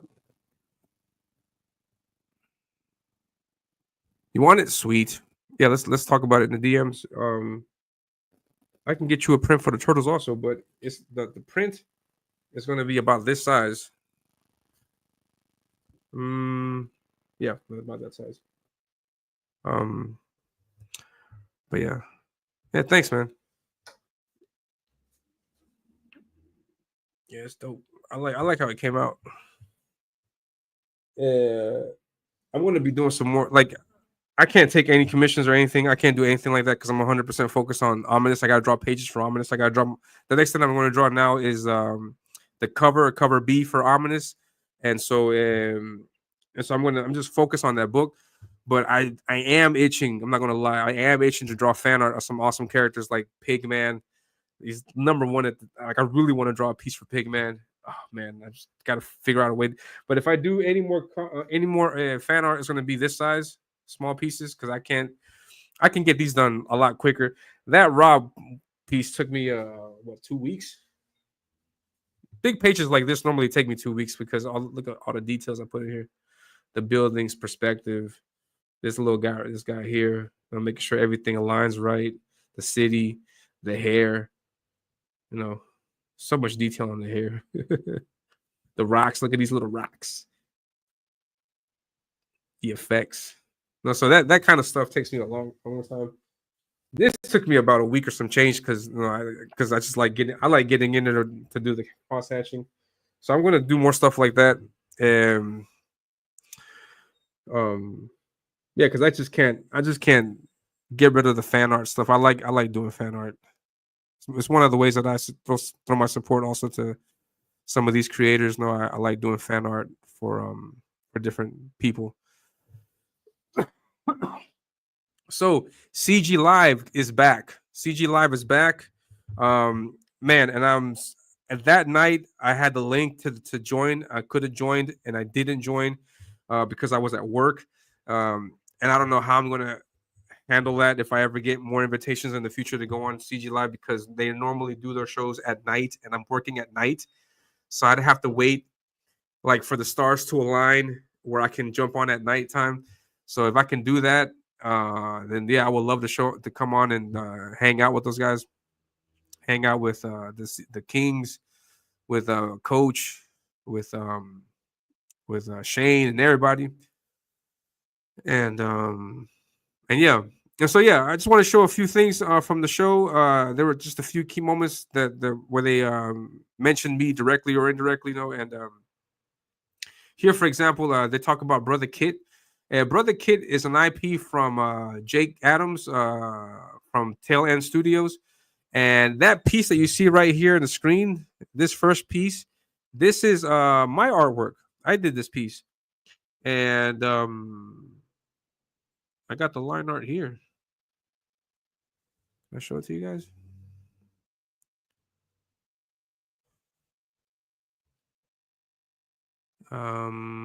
Brother Kit.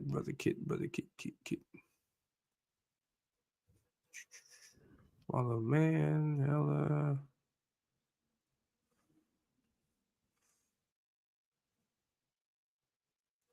Where is my Brother Kit piece? I don't have Brother Kit black and whites here either. The heck? Huh. That's strange.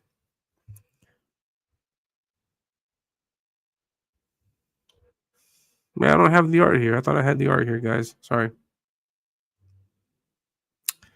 Nope.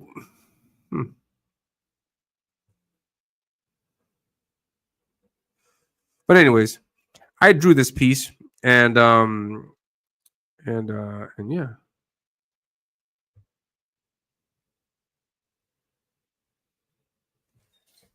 So I was looking at the comments for sure. Love it. I like that glitch piece. Thank you, Pigman. It's cool. He's on my list. Yeah, I would like that. Yeah. Merkmaid. Yeah, I want to draw her also. Because normally I don't draw girls a lot. And this is like this piece here was one the most recent one that I did. But normally I don't have a lot of female pieces that I draw. And yeah, so I forgot where I came up at. And talk about Brother Kits. I'm trying to fast forward to see where I can find where I pop up. I pop up when they were talking about Jimmy. Oh man. Look at Jimmy doing this. Turn to scripture. If you're not feeling good, you don't know where to look in the Bible. Sometimes the Bible. Man. Yeah, they were commenting on this, and I mean, I was upset to see Jimmy use this, or to like Jimmy finding Christ is awesome. It's amazing. It's great. I dig it. No, that's amazing. Great when people find Christ like that. It's always amazing things. It's always amazing, But what I hate is that people are all about this, all about Jesus, and then forget about their past obligations. No, so it's great for Jimmy that he's found Christ and he's promoting the word and he's doing it's great, but I don't know what his stance is with what Jimmy's stance is with his responsibilities for his backers. Because he launched the Dragon Rage campaign, and that was a big debacle. He stepped away from CG, as we can hear from the thing, and that's bad. That looks bad on all of us. That there's a creator out there who took the money, who made promises, didn't keep promises, and then who just bounced when things were not looking right for him. Instead of solving the problem and then coming out on top as at least to commit to what you had to your original pardon the redundancy, but to your original commitment, to stick to that commitment, to at least fulfill on what you said you were going to do. Keep your word, at least. But that didn't happen. Many backers have not gotten their books. Fortunately for me, I didn't get the book. It didn't catch my eye. I'm not gonna lie. Jimmy's art doesn't really catch my eye too much. He's a great inker. As an artist, not really amazed by what he does. As an inker, though, he's amazing. And I use Strathmore 200 series thanks to Jimmy, because Jimmy he inked many pages for David Finch, and I saw he's got a bunch of videos where he's inking David Finch, and I was like, what paper does he use? What kind of paper does he use? And so I was looking at the paper that he used, and he praises Strathmore 200 series, and I was like, well, if this guy uses it and he does amazing work with David Finch, and it's worth checking out. And when I got the 200 series, I was in love with it. I like it. It works perfectly for me. There may be other boards out there better, but I mean, I'm perfectly happy working with the Strathmore. And so, yeah. So I mean, my opinions about Jimmy was that he's 100% professional. I mean, I never doubted him at all. But then to see his actions after this, it leaves a bad taste in my mouth that he would do that. Like, because he left CG, he didn't fulfill his book, as far as I know, yet. No, hopefully he still does. And then he's almost forgotten about CG. It's almost like this thing that happened in his past, like he just started the clean slate, and now he's doing this his faith thing, and he's doing his faith thing, and so now it's like everything that happened before, forget about it. Now I'm not. No, it's just like I don't like that, and I don't like how Jimmy. I don't know 100% his intentions, but it's really suspicious that right when he leaves CG, oh my goodness, he discovers Jesus, and then now he's full on into Jesus. And he's like shutting out all this noise about, hey Jimmy, where's my book? Oh no, let's be about Jesus. And there's charlatans out there. Not everybody who praises and who uses the Lord's name is always someone with good intent. There's charlatans out there. I'm not saying Jimmy is one, but there is a suspicion, because I mean that's just too coincidental. You leave CG on Monday, you start believing on Jesus on Tuesday. Wait, what? No, so that's the kind of vibe I'm getting. Hopefully I'm wrong. Hopefully Jimmy is going to fulfill his book and keep his promise, because there's many backers out there that put a lot of money behind him, and he just didn't fulfill. So that's not cool. And that's just my comment on that, because from CG Live. No, it says, "What is happening, Jimmy? Yes, it's good that Jimmy is doing these vids, but it's like, all that's exactly what I was saying. It's all kind of weird. Yeah, it's like a weird sensation. Like, Pity Ma, Jimmy Reyes Art. I think he still has his YouTube account as Jimmy Reyes Art. You can take a look at that. He's got a bunch of videos apparently of him, giving the good word. And me as a Catholic, for example, I don't like this because, for example, here right now, if we take a look at the screen, hold on, right now.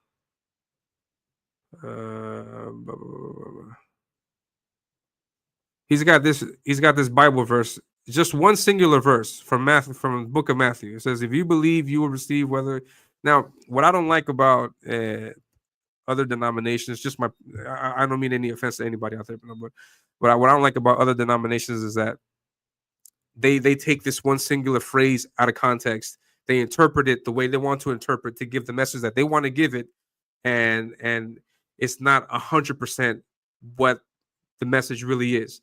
And so the way that, I'm not saying that this is better, it's just the way that I like it in the Catholic Church. There's always a connection between the Old Testament and the New Testament, and also a psalm. So normally when you read from the Bible, you have to take from context from the Old Testament and how it connects to the New Testament, because I'm diving over, but Jesus is his resurrection and everything is a fulfillment of the Old Testament. So it's amazing if you read like how the Old Testament is fulfilled in the New Testament, and how everything is like almost like a mirror reflection of what happened before. So it's not necessarily where you can just grab any one text from the New or any one text from the Old and say, this is what he said and this is what he meant. No, it's not necessarily like that. There's a lot of thought behind that. And not to offend Jimmy, but I don't think, as far as I know, that Jimmy's got a deep history in religion and theology, because there's a lot of things that you have to study. It's not just, if you believe, what there's something behind that. No, it's not just, if I believe in the Lord, great things are going to. No, that's not how it works. And so, at least from the way I practice my faith, and so yeah, I just, this free usage of just text and just it irks me, it just hits me completely in the wrong way. And so seeing this from Jimmy, I was like, man, this is not cool. It was disappointing, is what I feel. And so I just hope that he fulfills his book. I hope that at least fulfill your book and then say, okay, I'm done. I fulfilled my book. I'm out. Thank you very much for the support. And then leave, and so people, and then leave on a good note. But this is, in my opinion, this is not leaving on a good note. And so, so Dennis says, why did you pass on the book? I don't know. My exposure to Jimmy has been 100. Before, I didn't know that he was this friendly with CG. I had seen Jimmy first hanging out with David Finch, and I thought that he was a pro working on that scene. And then, suddenly I see him with CG. I was like, oh, I didn't know that was that. And so I seen the Dragon Rage book concept. I saw the Dave Finch covers. I like the Dave Finch covers, but the artwork just didn't sit with me. I don't know if he was the artist or if he had another artist, but yeah, the artwork just didn't catch my attention.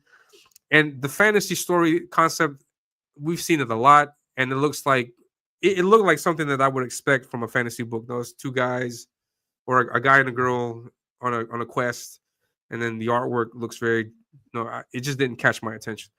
And so I didn't. I wasn't interested in that sense. It just didn't catch my attention. It looks like his wife left him. It looks like he lost his house. Crazy things. I hope and wish him the best. His health problems, surgery messed. Yeah, that's also something that happened to him. Also, I feel bad for him. Also, that he had to go. He had those things happen to him. Also, so it sucks, man. Well, Jimmy, better get divine intervention with fulfillment. I'm still hoping. No, yeah. I mean, all we can do is hope, because, yeah. I mean, in these scenes, we're going. I mean, I hate for this to be the thing, though. But you're going to get burned. I mean, it doesn't matter what side of the aisle you're on. If you're for Eric July, if you're for EVS, like indie creators, just an indie creator, whether they're on that side or the other side or our side, you're going to get burned.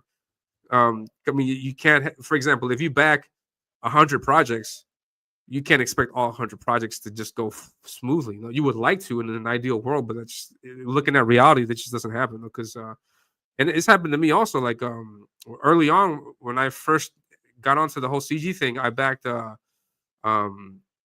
Sasquatch, and that never. I mean, that's a whole issue. Also recently, or not too recently, but Rage Tality with Shelby. He the artist for this cover here, Shelby Robertson. He's a professional comic book artist. He's worked with Rob Liefeld, and he's got a book, Rage Tality, that, as far as I know, has not yet fulfilled. And I backed that also. So I mean, I still hope that I get those books. Will I?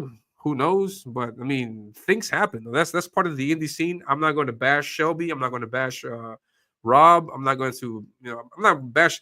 I mean, if I say anything negative about Jimmy, it's because he's using Jesus. I mean, I think using Jesus in that sense is just not is bad, just a bad look. So I mean, but that thing it happens. I hope it doesn't happen with me. I mean, I'm already in fulfillment for one, so hopefully I can maintain that momentum. Hopefully nothing, like, for example, God forbid something happens to my sister, or something happens to the printer catches on fire. I mean, who knows? Things like that happen. So I'm not a corporate. I'm not a corporation. There is a certain risk if you back my book, but I mean, my job as a creator is to minimize that risk, down to zero if it's possible. So, in the case of something, were to happen to my sister, God forbid something doesn't happen to her, but in the case something does happen to her, I have a contingency plan. So I'm going to be like, hey, I hope you feel better, but I'm going to go, hey, what's going on? Hey, could you print this book? But hopefully it doesn't happen, though. But I mean, that's the reality of the indie scene. Things can happen, or I could be like mid book, and then I get a heart attack or something happens to me and I die, and then book never comes out, and then you never get your book. So it's a lot. It's a lot to digest. But yeah. So Jimmy was on there, and I made a comment, not about Jimmy. I made a comment about crap. Where am I at? I don't know where I show up on. I did my usual, what's it called? Super chat. I can't find it. I don't know where I commented. It wasn't that part.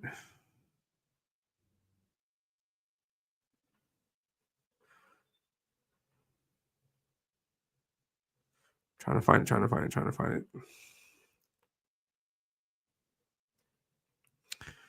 Was it Jimmy? It wasn't Jimmy. I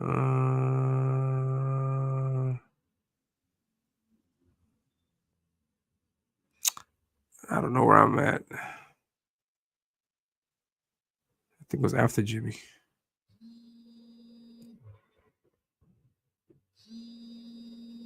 Sorry. Crap. I think this is where I show up. Yeah, right here. Let's watch this. I have to wait until people can hear me. Amazing. Thank you, Robert Adams. Game and GeekCon can suck a fat one for the convention that Cody got the loot from. Yeah, they blacklisted Can I? Yeah. Here's some small contribution to the show. We love you, man. I think it came out the minute. I think enriches the strong, but it breaks the weak. Jesus. Jeremiah says, I backed Jimmy's comic and he did nothing but let his fans down unapologetically. Lord Raging Goblin says, Hail CG. That's all I got tonight. Good evening. Good evening to you. Bob Reed donated. Here I am. Hold on. Top notch. Shane, why can't you do action like that? John, you're not kidding. I was thinking the same thing for the first time. Wow. This guy's actually better than forever. Elliot Rodriguez Art says, I'd love to be on the show right now, but I'm at work. That's why I never stream at nights. I do my shows in the morning. I'll make it one day, though. I'll figure something out. Hail ComicsGate. Well, you know, we'd love to get to know you a little bit better. Yeah, he reached out about having me on, but it was like a morning thing, and I'm just like, I rarely do anything in the morning. So I said, hit me up when it's at night. Let's see what you got here, Shane. All right, so this is Anthony. Yeah, so yeah, I wanted to be on the show, but I couldn't because I was working, so I told him about it. Yeah, earlier on, John mentions something. You missed every shot you don't take, and that's exactly what I thought. I was like, crap, man, I should have been there. I should have been able to jump on the stream and just make a few comments and try to sell the book. No, but it just didn't happen for me because I wasn't going to force a situation that just wasn't in my favor. So I was like, man, I can't go on tonight. Hopefully, there's another opportunity to jump on, and if I can, I will. And as John says, also, yeah, I did reach out to John. I just took a shot in the dark. Like, if you remember, I had Patrick on here. He's like, yeah, you'd be surprised about how great, you'd be surprised how much you can, what can happen if you just ask. So I asked Coach, I asked John, I was like, hey, I would love to have you on the show. And he told me exactly what he says here. No, he doesn't do morning shows, but he would at night. So tune in, guys, because I want to organize a night where I can talk to Coach and interview him. Hopefully I can get a good hour with John. But yeah, that's just things for the future. Hopefully I can organize that in June. And as Coach says, no, it would have to be a nighttime show. But I would keep you guys informed if I'm able to set that up. I will set that up because I'm not going to let that opportunity pass also. No? So I mean, Coach is saying, hey, yeah, interview me, just organize the time. I'm going to freaking organize the time. I'm going to find a way to get that done. No? So be on the lookout for that, guys. Yeah, I got the first version of Dragon Rage, and I passed on the Redux Dragon because I don't like the revamp, relaunched, and the creative team issues from the initial Dragon Rage. Okay, you got the first one. Yeah, the Redux. Yeah. Then he, I'm sorry. Then he did a second chance campaign, I think. Yeah. Oh man. Yeah, Jimmy was a pastor before. He was. I had no idea. Yeah, so there's some. Yeah, maybe he's diving back into that. Yeah, he was just going back to what he did before. Not sure if he studied or went to school for theology. Yeah. I'm not. Yeah. For example, Catholic priests, they're not just some random guy off the street who did a 6-month course on theology. These guys have studied. It's like university. They studied for years, 8, 10 years, studying different aspects of the faith. And it's not just the faith itself. No, there's like there's study of demons, studies of angels, studies of the catechism, which is our book that we also use as like a manual, I guess you could say, of what we believe and why we believe these things. And there's so many. There's also law. There's also people that take specialize in the Bible itself. So there's different things about the faith that priests can study. So anyways, just wanted to make that comment. Oh no, she left him. That is sad. I know he had a lot of health issues in his house. Good thought. Yeah. Hopefully everything goes great for Jimmy. Yeah. It doesn't exclude him of his responsibilities, though. I mean, that's still something that he should think about. And hopefully he fulfills on that. No. People speculate unconfirmed. Yeah, I have no idea. Yeah, I don't know if he did or not. No, it was mentioned in the stream in CG Live. No. It's the crowdfunding chance, live and learn. Yeah, it happened to all of us. Yeah, it happened to me also. No, I also put my money towards an idea, towards a project, and there's some cases where it hasn't fulfilled. No, so I mean, yeah, that's what indie comics is. No, it's just that. It's been crazy. It's just yeah. No, thank you very much, Pretty Much, for stopping by. I really appreciate it.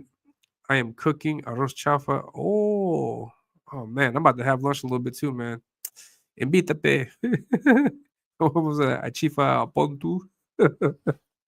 Oh man, there's actually a place here. No sé si sabes, Dennis. There's a place here que se llama Chifa Pontu, like you pay. I was laughing my butt off when I saw that. But yeah, and so that was CG Live. CG Live is back. Hopefully, you will be able to see me one day on the show. And I want to leave the show with this image. I am fulfilling. Ominus. Ominus has arrived. Revan's the first backer to show me a pic of the book, and you can see there the book is a 16. This is the 16-page book. It's the unrevised edition. The edition that I'm having on the campaign is a premium version of it. I'm changing the logo. It's going to go from silver to gold. At the bottom also is going to be gold plated. Gold plated version. I'm going to add extra content, character bios, art gallery, and the 10 pages are going to be, they have already been relettered and they have new sound effects and stuff.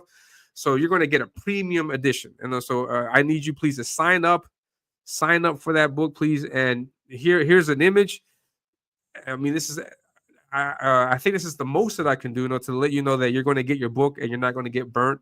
There's no jab at anybody else. I'm just saying, like, because I know that fear is out there, and so I just want to to minimize that fear, and let you know that you're in very sure hands back in my project. So yeah, and that's the last image I'm going to share with. I'm going to leave, and then after this, I'm going to, if it's possible, I'm going to jump around to Katie Did's channel if it's possible, and just hang out for a little bit.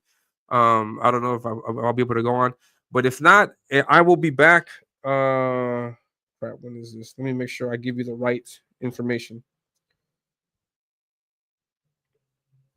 Yeah, I'll be back next week Thursday. Because after this, I'm going to start drawing cover B.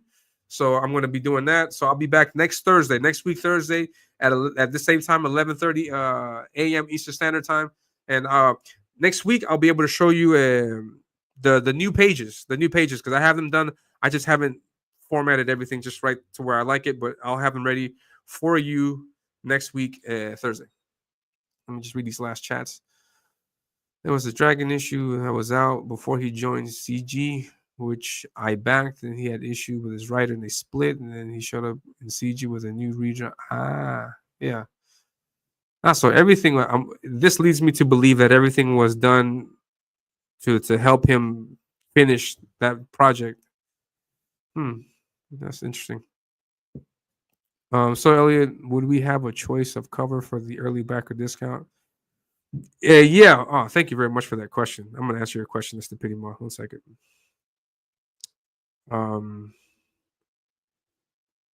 Let me share the screen. Thank you very much for your question. Appreciate that question.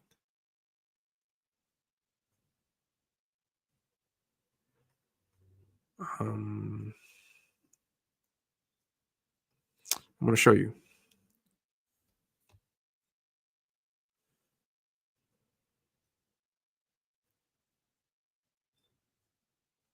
All right.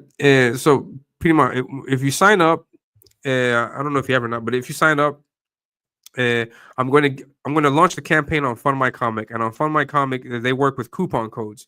So for the people that are signed up, they're going to get a coupon code maybe a day or two before the actual launch of the campaign, and in that coupon code, you'll get this tier where you can get 2 books with the $10 discount. So you'll get 2 books for the price of $10.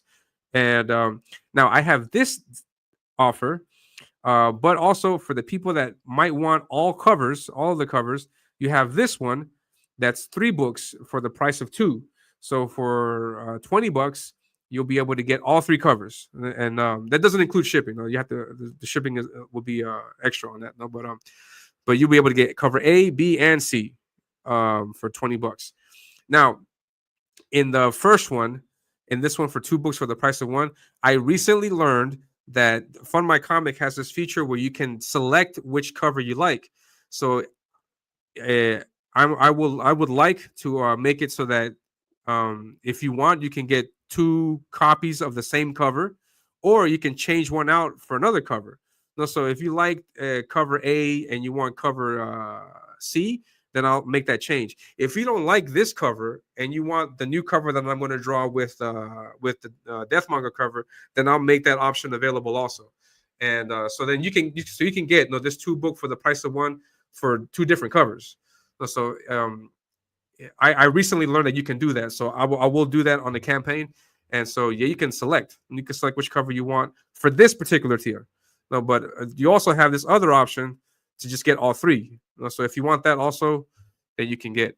Now, for this, would you like cover A and then 2 cover C's?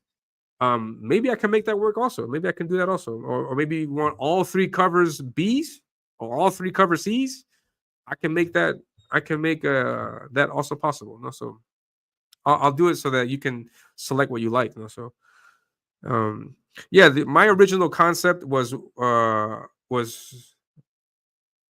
like 1 of each. Yeah, with this one you get 1 of each. You get 1 A, 1 B, 1 C.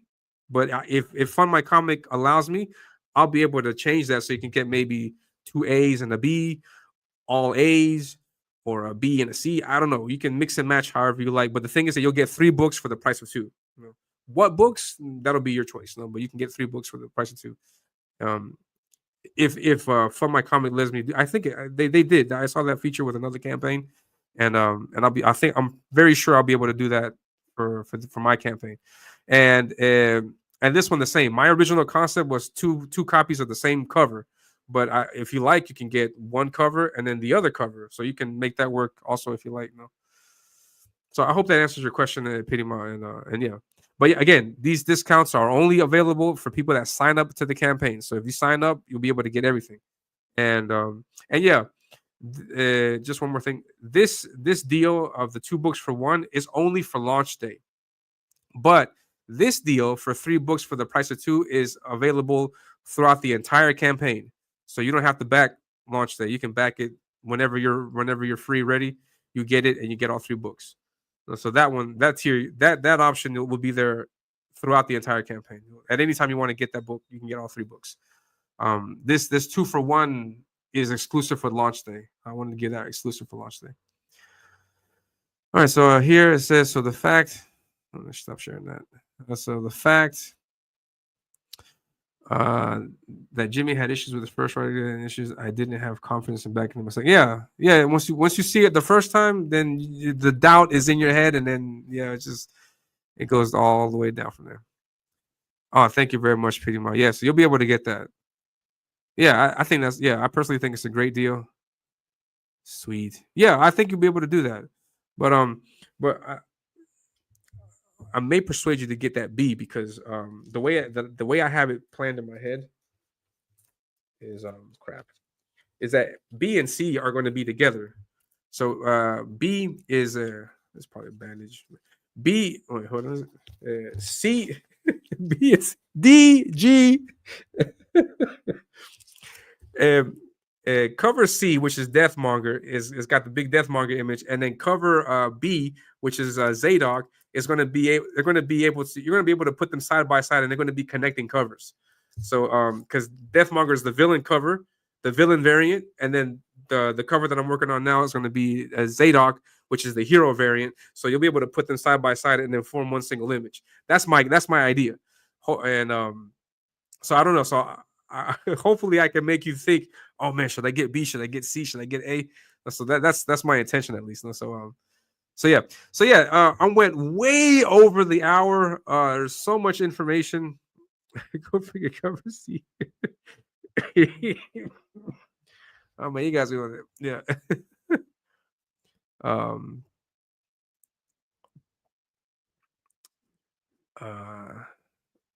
Yeah, and I gotta really so man,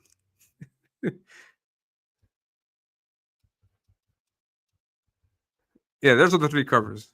Cover A, B, and C. And so supposedly cover B is going to be a Zadok cover, just with Zadok by himself, and it's going to be like connecting to the Deathmonger cover.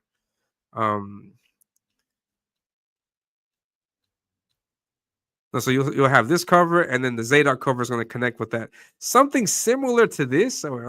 Something similar to this idea here but not exactly that image. I'm going to draw something different. No, but this Deathmonger, see how Deathmonger's he's in the fighting stance. The other one with Zadok is also going to be somewhat of a fighting stance also, and you'll be able to put those two covers together. So you have those two covers like that. And so that's the idea. And so so hopefully when it comes time to backing, hopefully you'll be like, oh man, which should I get? Yeah. Thank you. Yeah. So yeah, and then you'll and you'll see that you'll be able to get your books and yeah, I mean I'm not going anywhere. I've been here for 5 years in CG. I've been doing this channel. You can take a look at the channel. I've been here since way back when. Here's something cool. Wait, just the last thing I'm gonna show you guys. Okay, the last thing. Okay, I'm done. You guys keep derailing my stream, and I don't appreciate you guys. I'm just kidding. Yeah, let's take a look at my channel. Let's take a look at the channel that you're currently looking at right now. Now, here's my channel, and I've been active for a long, long time. Take a look at the live videos. I got draw streams, and if you look way back, way back, wait, not that far back. Oh wait, it's not here. Where is it? Yeah, it's in the video section. My bad. Go to videos, and if you go way back, way back. Here's a nice video. The evolution of Deathmonger. I explain how I came up with this design. That's a pretty cool video. Here's the Brother Kit fan art. You see me actually working on the fan art. Also, here's another one also working on Brother Kit right here. Yes, I don't have that original. Jake's got that original. Here's a Dread Knight from B.A. Turner. Here's Eric from Edwin Acevedo's sketch card. Yeah, a bunch of my stuff is here that I'm actually drawing. And so here I am working on Ominus. This is Ominus itself. That right there is me actually inking Ominus. Oh, this is the time-lapse video. Sorry. So you can see that. You can see me actually drawing, getting in on there. That looked funny. Let's go back. I want to look at that video. Crap. But yeah, you can see all these videos that I'm actually drawing the comic. No, so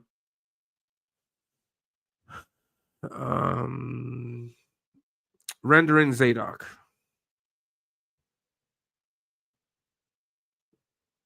There's the comic board. There's my hand. There I go, drawing Zadok. That's actually Zadok. This is page 5. No, so you see me actually drawing page 5. It's right there.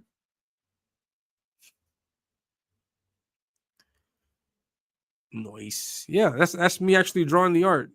And yeah, so I'm here. I've been here for a long time. I've been here. I haven't been as active because this is 2 years ago. See, I haven't been as active because I've been working on this. No, so but I think I found a way where I'm gonna be able to continue streaming and continue drawing. You know? But obviously, there'll be 1 week shows, like once a week type shows, because like last month of May, I had 2-3 shows back to back, double headers, triple headers. It's a lot. Yeah, thank you very much, Petey Mar. Your support means a lot. I'm really grateful for your support, for you and for everybody else watching, for Omer, for Dennis, for Rob Wilson, for all you guys. No, I really appreciate it, and I just want you guys to be happy. I want you guys to support the book and not have any fears that you're going to get ghosted or things are going to happen. So I mean, I believe I'm putting in the work. So I want to just continue with that. And you can see me drawing. You can see me drawing. I draw. I got all kinds of stuff.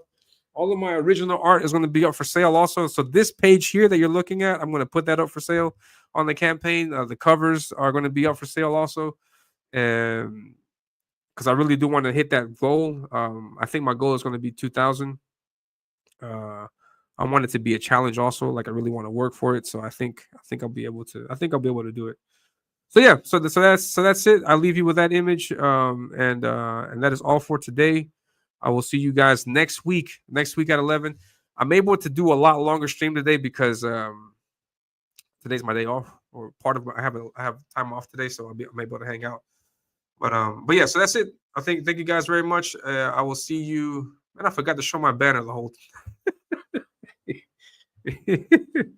Oh man. My stupid banner. Hanging out with the chat, talk about Ominus for a bit. Don't forget sign up. Oh man. Oh man. Stupid banner. And you guys are complicit. You guys see my streams every week. And you guys see that I have a banner, and then today there's no banner, and then nobody in the chat says anything. you guys, I got by you guys, But yeah, cheers. Yeah, thank you very much, guys. Heroes Con is in your future. Sweet. See you over on Katie did. Yeah, hopefully I can jump on for a little bit. But yeah, thank you very much, guys. You guys are the best. Thank you very much for believing in me. I think you guys believe in me. That's just something that tells me that you guys believe in me, and I'm very appreciative of that. And yeah, so I'm gonna leave you guys with the trailer for Ominus Avenging Death, and I will see you guys next week.